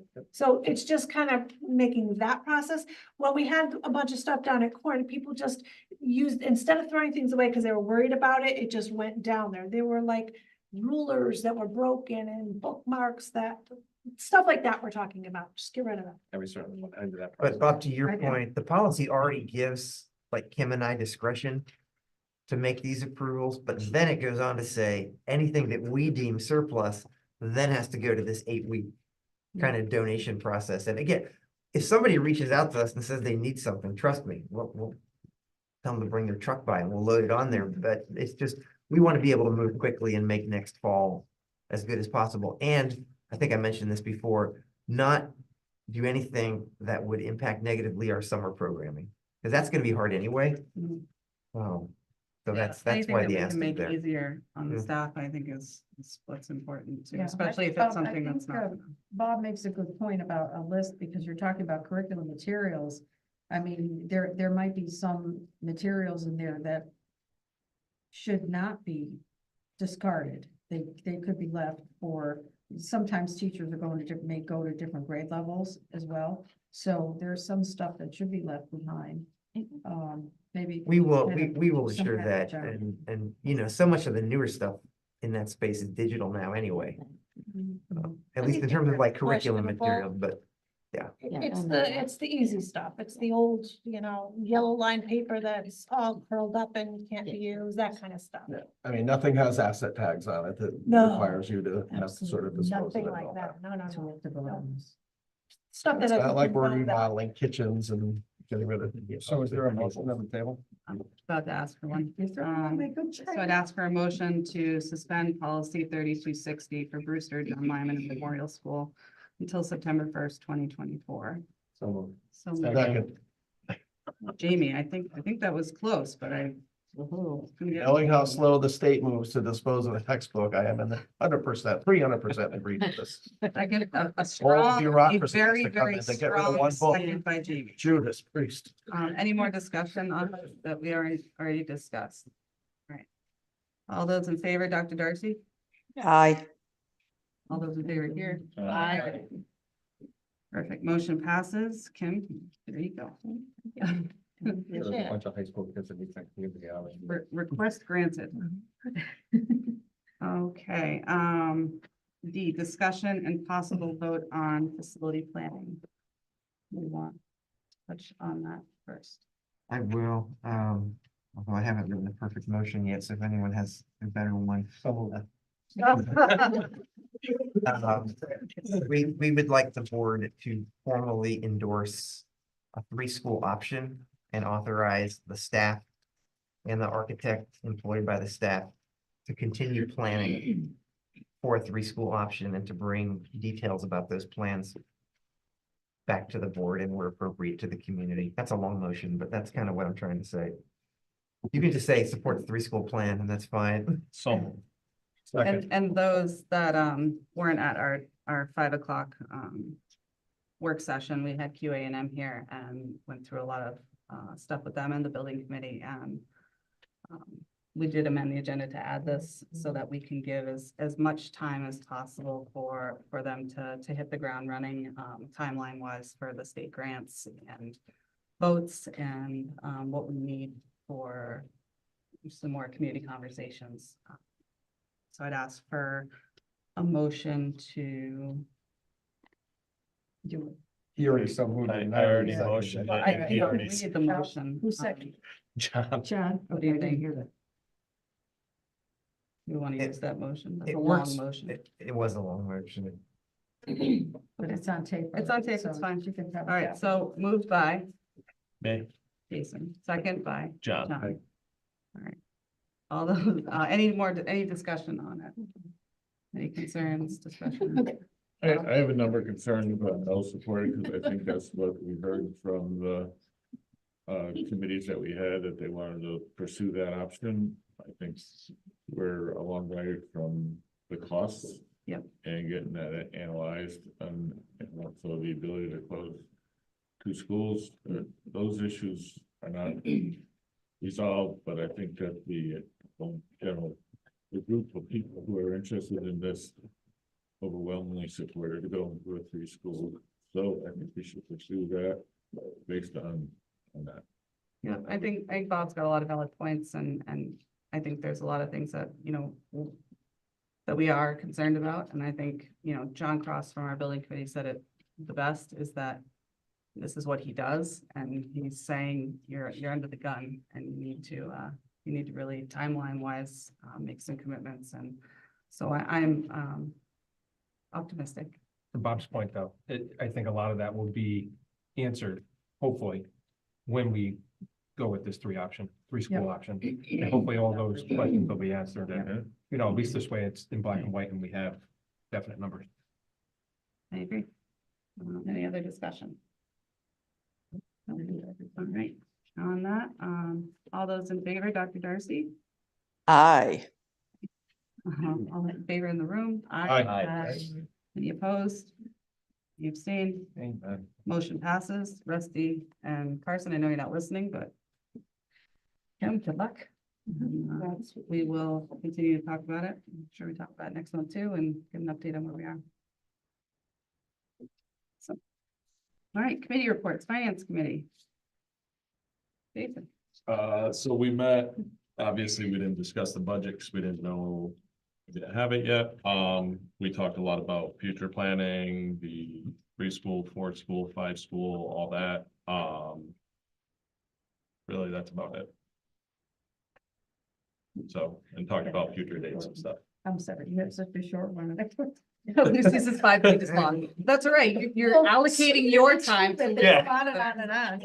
And I'll give you the rest of my time now. Thanks. I think too, a lot of the things they talked about, I mean, we're gonna do some more outreach with, both towns and their finance committees, and they have access to the document now. They're gonna have access to the questions, and hopefully get some good information from them. To your point, though, I think the public needs to know this. A lot of those individuals have already been immersed in those conversations for the past couple of months. Yeah, So that everyone it's been knows great to that we have see been collaborating. in a lot of our work Yeah. sessions and, even the community forums to see members of boards of finance from both towns.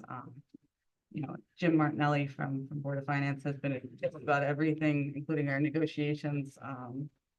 Finance committee meetings. Yeah, So. it's been great, and we keep moving forward, and I know that the finance committee was established in a way where it was more of like a requirement, and it's morphed into, a workforce, and they're willing to do it, and I think we need to take any kind of expertise that we can. I mean, if it's any testament to it, the building committee has done an amazing job.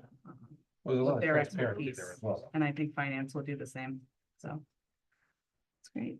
And rest of the time allocated to Lucy for student feedback. Well, I'm gonna give a Jason report. We talked about National Honor Society. We had an EL update and we had a teacher evaluation update.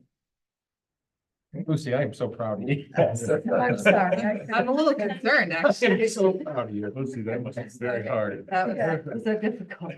We talked about the National Honor Society selection criteria.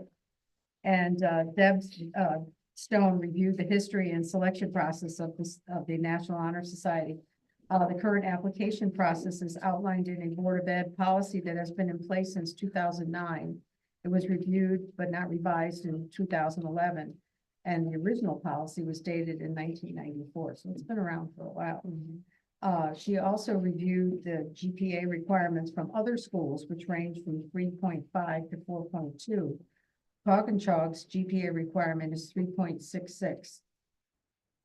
This year, there were 58 students who were academically eligible, 44 juniors out of 106, which included 12 boys and 32 girls. And the junior class has 47 boys and 60 girls. The senior eligibility was 14 out of 85 students. Out of the 58 students who were eligible, 35 applied. The National Honor Society GPA range of 3.0 to 4.0 is not weighted like the the AP classes and the honors classes don't carry any more weight, while Cognitive does weight these classes in their GPA scoring. How to handle transfer credits, listing criteria in the handbook, and earlier notification of eligibility requirements need to be discussed. Also, the impact, what do colleges, what kind of onus do they put on, or honor do they put on being a member of the National Honor Society? Do they put when students apply? How important is it to the colleges? That also needs to be researched. So Mrs. Stone agreed, we had a long discussion that the application process should be looked at and invited members of the board to participate with this, which would also include updating the board's policy. So the future is to take a look at it and really examine it and possibly do some updates. I think that was a big takeaway from it, was that there's a lot of stuff that's outdated and needs to get revamped. And not just kind of fix a few things, but really build the National Honor Society requirements from the bottom up. To that point was, one of the big things was notification of students was a lot that we got from parents. Yep. I mean, it's partially the student's fault as well too, but it needs to be more. Yeah, it's so from everything from protocols to like the actual requirements and how those go. And it is hard. I think it's difficult in some aspects to have something that is so objective as like character. And it's hard for teachers to be able to, or a committee to go through and do that. So I know that since student achievement, I haven't had any communication on that. So maybe we can get an update on where we want to start with that. From that level. Well, right, I think what we were waiting for is, did the whole board want to move in that direction? I haven't heard any objections. I mean, Deb's ready to do the work. We wanted to make sure that. I'm not understanding. So are you looking from direction from the board? Wanted to make sure that. We wanted to just talk to the board because it came from student achievement. It definitely is a big source of contention by a lot of people. She is willing and able to revamp the criteria and thinks that it's time, but she wants to know that that's what you guys want her to be doing. And to Lucy's point, that some of you might even help if you want to do that, because ultimately it comes back to you as a policy item. So having you on the front end would be helpful. I think we do need to do that. I know there's some moving away from National Honor Society in general. And I did a lot of research on it since student achievement, and it is something that is still, it's still looking incredibly well on college applications, and it's hard for a student to go and apply to a college, and a kid from another district has the same GPA, but they're on National Honor Society and that child's not. And what if that child doesn't get into school because of that? I mean, it's a reality, it could happen, and so that's something to take into account with these criterias. And well, there's scholarships too, isn't there? Significant amount of them. That was something that Mr. Fiala had brought up, Nick Fiala had brought up a while ago, and I responded to him, and I think there's no reason not to change it specifically for that reason. And it does get more complicated. There is some stuff between weighted and non-weighted GPAs, and the transfer credits too, and things that don't transfer and do. So it'll be good to look at those and really, give some input from the board on how we can make that the best that it can be. Does guidance currently advise a student whether or not they're eligible or not? Do we know? Does what? Sorry. Does guidance currently advise a student? Yes. Yep. Yep. Okay, we did have So we have a consensus to do that? Everyone seems. Yeah. Okay. So they can reach out and see who's interested.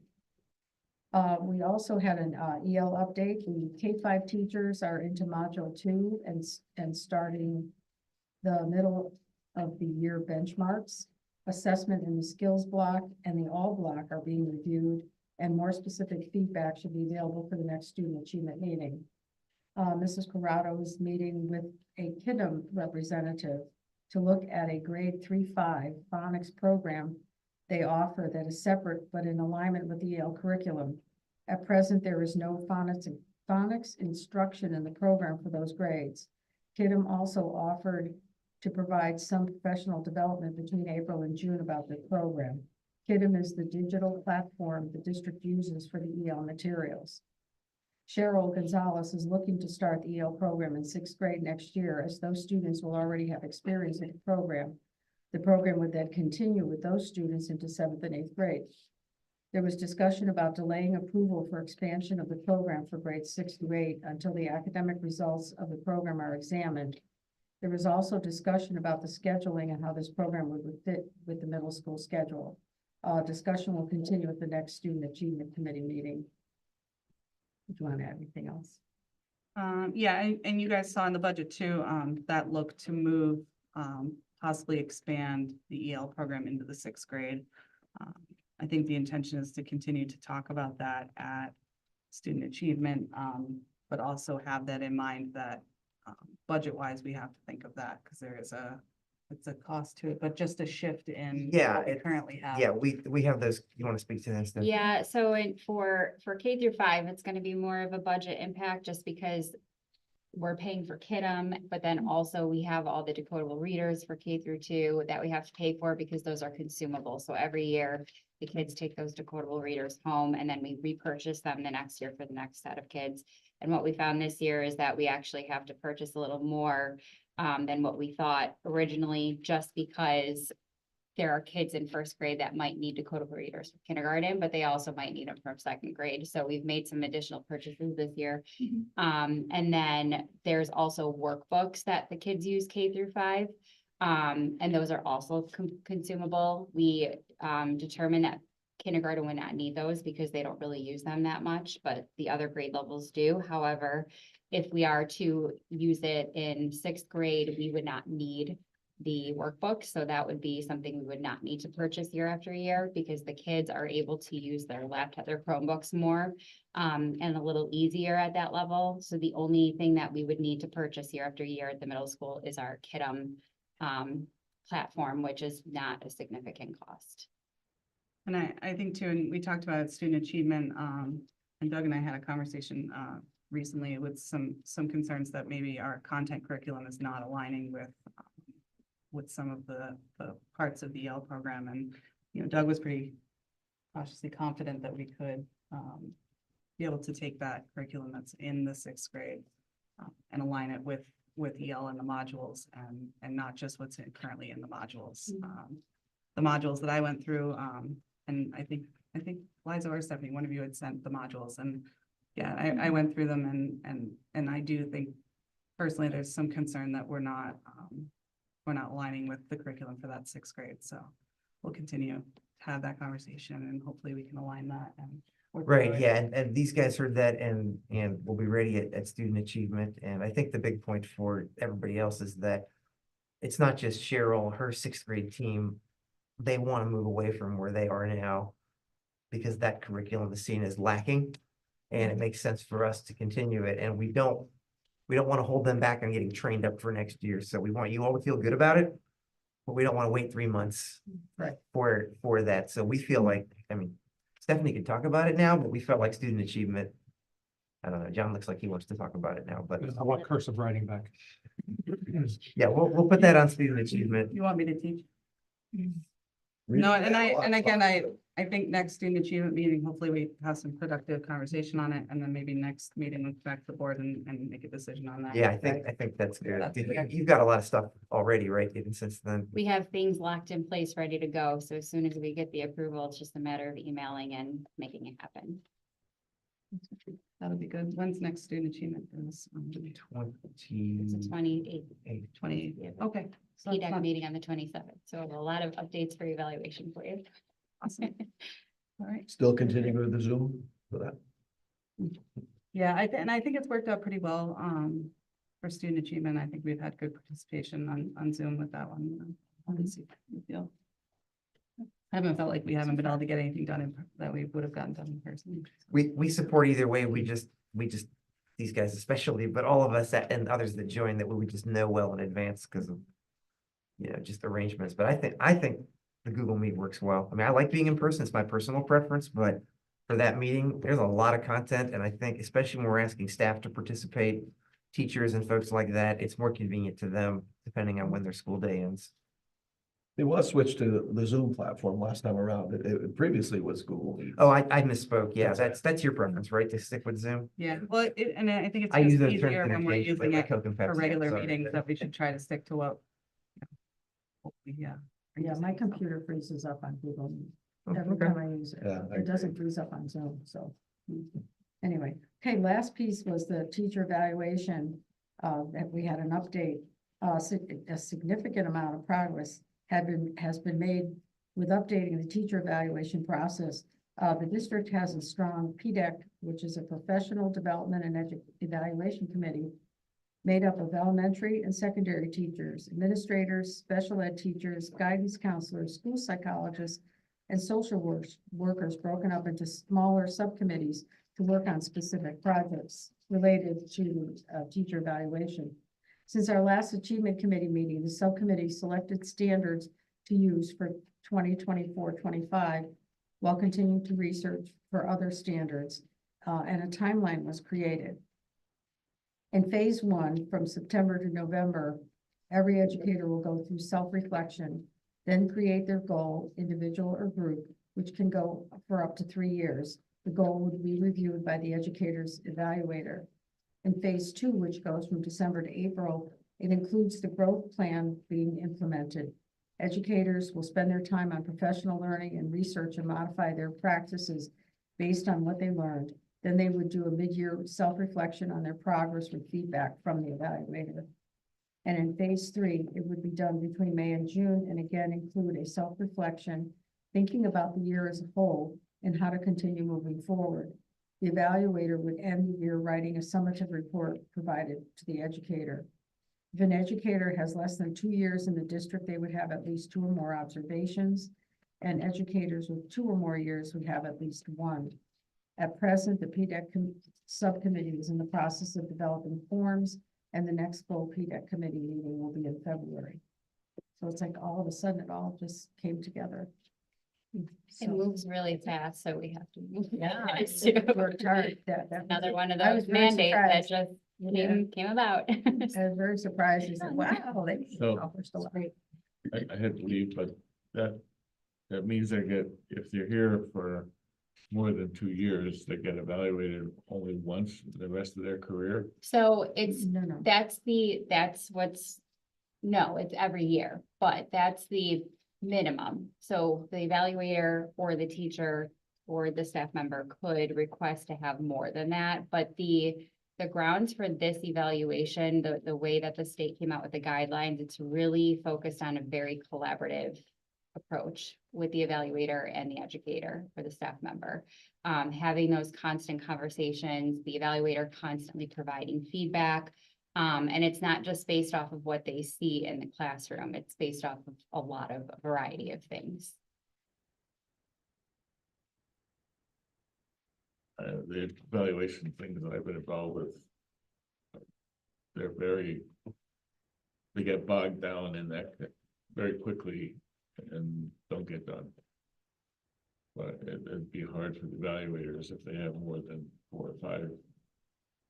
Who's the evaluator would be the principal? One of the administrators, yes. I mean, it's a big job, so I mean, it seems like, the self-reflecting stuff means a lot of time. That's usually the evaluator who doesn't have it that puts it off. It's really tricky. Because there's a lot of work involved in those things, and I don't know. Seems like there should be something that could move a little quicker too. But I don't know. Good luck. Good luck. You should see the rubrics that are used. Right. Hopefully that gets Yeah, what simplified. we're using now, Bob, is a lot more time consuming It is. for the evaluator. It's a lot. It's what's really hard about what we use right now is it's assuming that everybody should be evaluated the same way. Yeah. Under the same rubric, and it's not a one size fits all approach. So it's even going to go down to the fact that the rubric and the way that we are reporting at the end of the year, we're totally getting rid of these ratings. We're not saying you're developing, you're this, you're that. Instead, we're gonna have those conversations of what does it look like when you meet your goal versus what does it look like when you do not meet your goal? And you have to agree on the goal with the administrator. Yeah, so there has to be a consensus, and that's what that beginning of the year discussion between the evaluator and the staff member is really, it's about the staff member presenting what they would like to work on for their goal for that year, or the next 3, and then having that conversation and making sure that professional learning is kind of aligned with what their goal is. But if the evaluator doesn't feel that the goal is appropriate, then that's when that conversation would have to be had, and they would have to come to a consensus. And there's a whole protocol where if there's no agreement there, then it would have to go to the PDEC to kind of get involved. But let's just hope it doesn't have to get to that point. Well, sometimes you have to get rid of people, right? We do them too, and Yeah. they're so, It's hard. depending on the evaluator, they're so subjective to certain things, but if you do have someone that's not performing, are there, I mean, maybe we shouldn't be talking, maybe I'll just. There go to a meeting. will, that's all You know, coming. Yeah, Yes, because there- there's a lot to them, and I'm not a big fan of them. I'm more of a. We're trying to move away from them to just be more individualized. If we're having a, issue, then, we do Right. like monthly evals with our employees, but. I'm not sure if they're rated like 1 through 5, or how are you guys are doing them, or whatever that rubric is. It's just, I think they're very subjective to the evaluator. Developing, proficient. Right. Exceeding. We're not positive that Exemplary. what we're going to is gonna be awesome, but we are positive that what we're doing now is pretty useless. Yeah. Yeah. For, I mean, something is better than for all nothing. purposes, For- including the what ones you're you talking suggested you're about Talking about, a struggling Exactly. teacher or something like, Yeah. I mean, the current system doesn't help us there either. Right. yeah, so you're talking about 2 different things, right? So this is, right, so we're looking at professional growth. What you're talking about is more under Mr. Rose realm of And there- office. Yeah. There will be a tiered system And they in don't place. price. That's just, that's one of the things that we started having conversations about, but we have more work to do in terms of what that looks like and what those supports look like, and Well, and what's been guilty of the current system and everyone that I've worked under is that for those reasons, we tried to design a system that would help us do business with maybe the lowest 1 or 2% of performers, but subjected all 100% of professionals to it. And so I think this kind of off-ramp idea is what the state is saying we can do. We can have a general process, and then those that are struggling, they can go into a different lane, Right. one that provides more support, but also some increased accountability, and that's what we really need.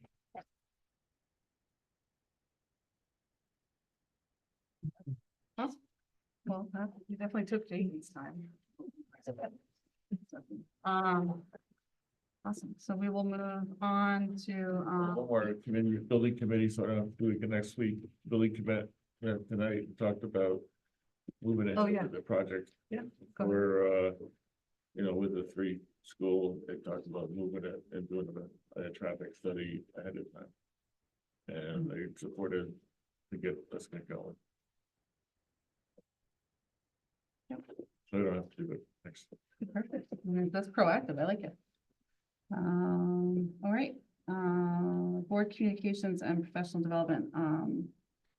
So we just had our CABE legislative breakfast. Doug and I both went. I organized it with Madison and Westbrook. We had the highest turnout for all the areas for CABE, which was awesome, with 44 people between the legislators, board members, superintendents. We had all of ours except for one, the legislators for our district. And I think we spent the majority of the time talking about the ELA mandates, and what every district is facing that applied for waivers, that didn't apply for waivers.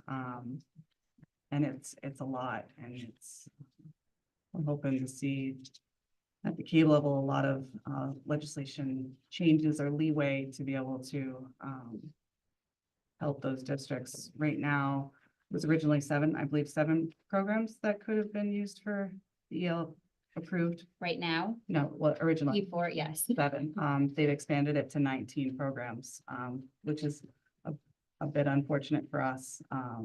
Because we only got to choose from 7, and it looks like these districts are gonna get to choose from 19 different programs to mix and match. And I still think there's gonna be some leeway on the waivers. There's some committees coming down, and the education committee is hearing it, and they understand that they put a really, really, really large mandate in place,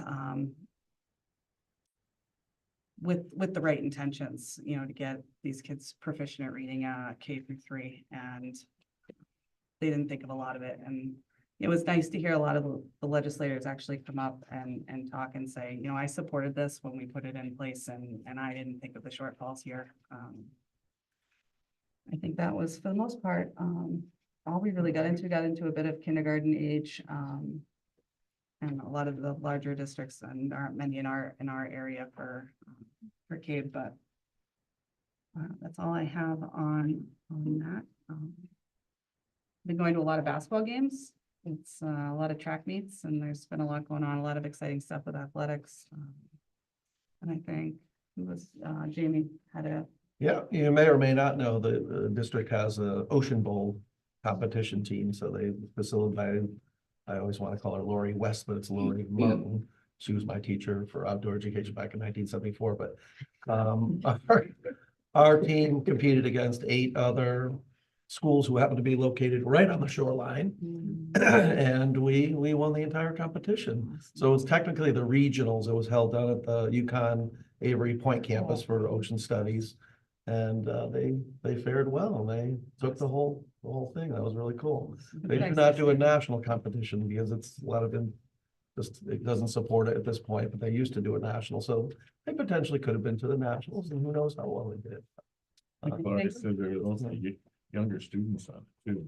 I'm sorry about it? I think Laurie said there's mostly younger students, mostly freshmen. Yeah, a couple of sophomores and then senior. Yeah, I think you're right. It's weighted, but along with that, both the girls and boys robotics programs made it to states, and it's a whirlwind difference from watching the middle school. One of my twins is at Strong in robotics, and it is a whole next level. And watching them and how excited they are and how hard they've been working. Even after our retreat, they were in here, and they got moved over to the cafeteria and to see the stuff that they're putting together. They also ate our food that we didn't. And they did, they actually, yeah. Which was a good thing. I'm not saying that. They were pretty psyched. That did not go to waste. It's also included as a sport now because the CIAC gets their awards. So pretty interesting. I finally realized the whole premise of it. It didn't really, to me, it looked like toys. They're playing with the remote controls, but if they develop something on a minuscule level, that can be adapted to something very larger and very productive and money making. Even looking at music, I know the pep band has been out at Quinnipiac while their bands have been away on holidays. The kids, the pictures, the kids are so excited. And it's been welcoming for Quinnipiac, and Tim Fisher's been doing a lot of amazing stuff there. We did get Bruce's plaque up next to the band room. Yeah. And I know it means a lot to that family, so thank you all for doing that. Thank you, Bob, for that. I do feel that we're missing some of the reporting events. When we had the kids coming every month, we were hearing a lot of what was going on. And we hear a lot of, you know, what we're all involved with, but I'd like to see if you guys are okay with maybe the week of a board meeting, trying to get together, you know, all the accomplishments since our last meeting and adding that into communications. Because if we're not getting that from the kids, it's good for all of us to hear, and the stuff we miss, just to know the good things that are going on, I think is really important. We know there's some basketball players been doing pretty well, right, John? They're holding their own. Basketball's been doing well. Yeah. Awesome. I don't think I have anything else. I have a couple webinars I want to send out from CAVE. If you have a chance to take a look at them. That's all I have. Anyone have any other communications?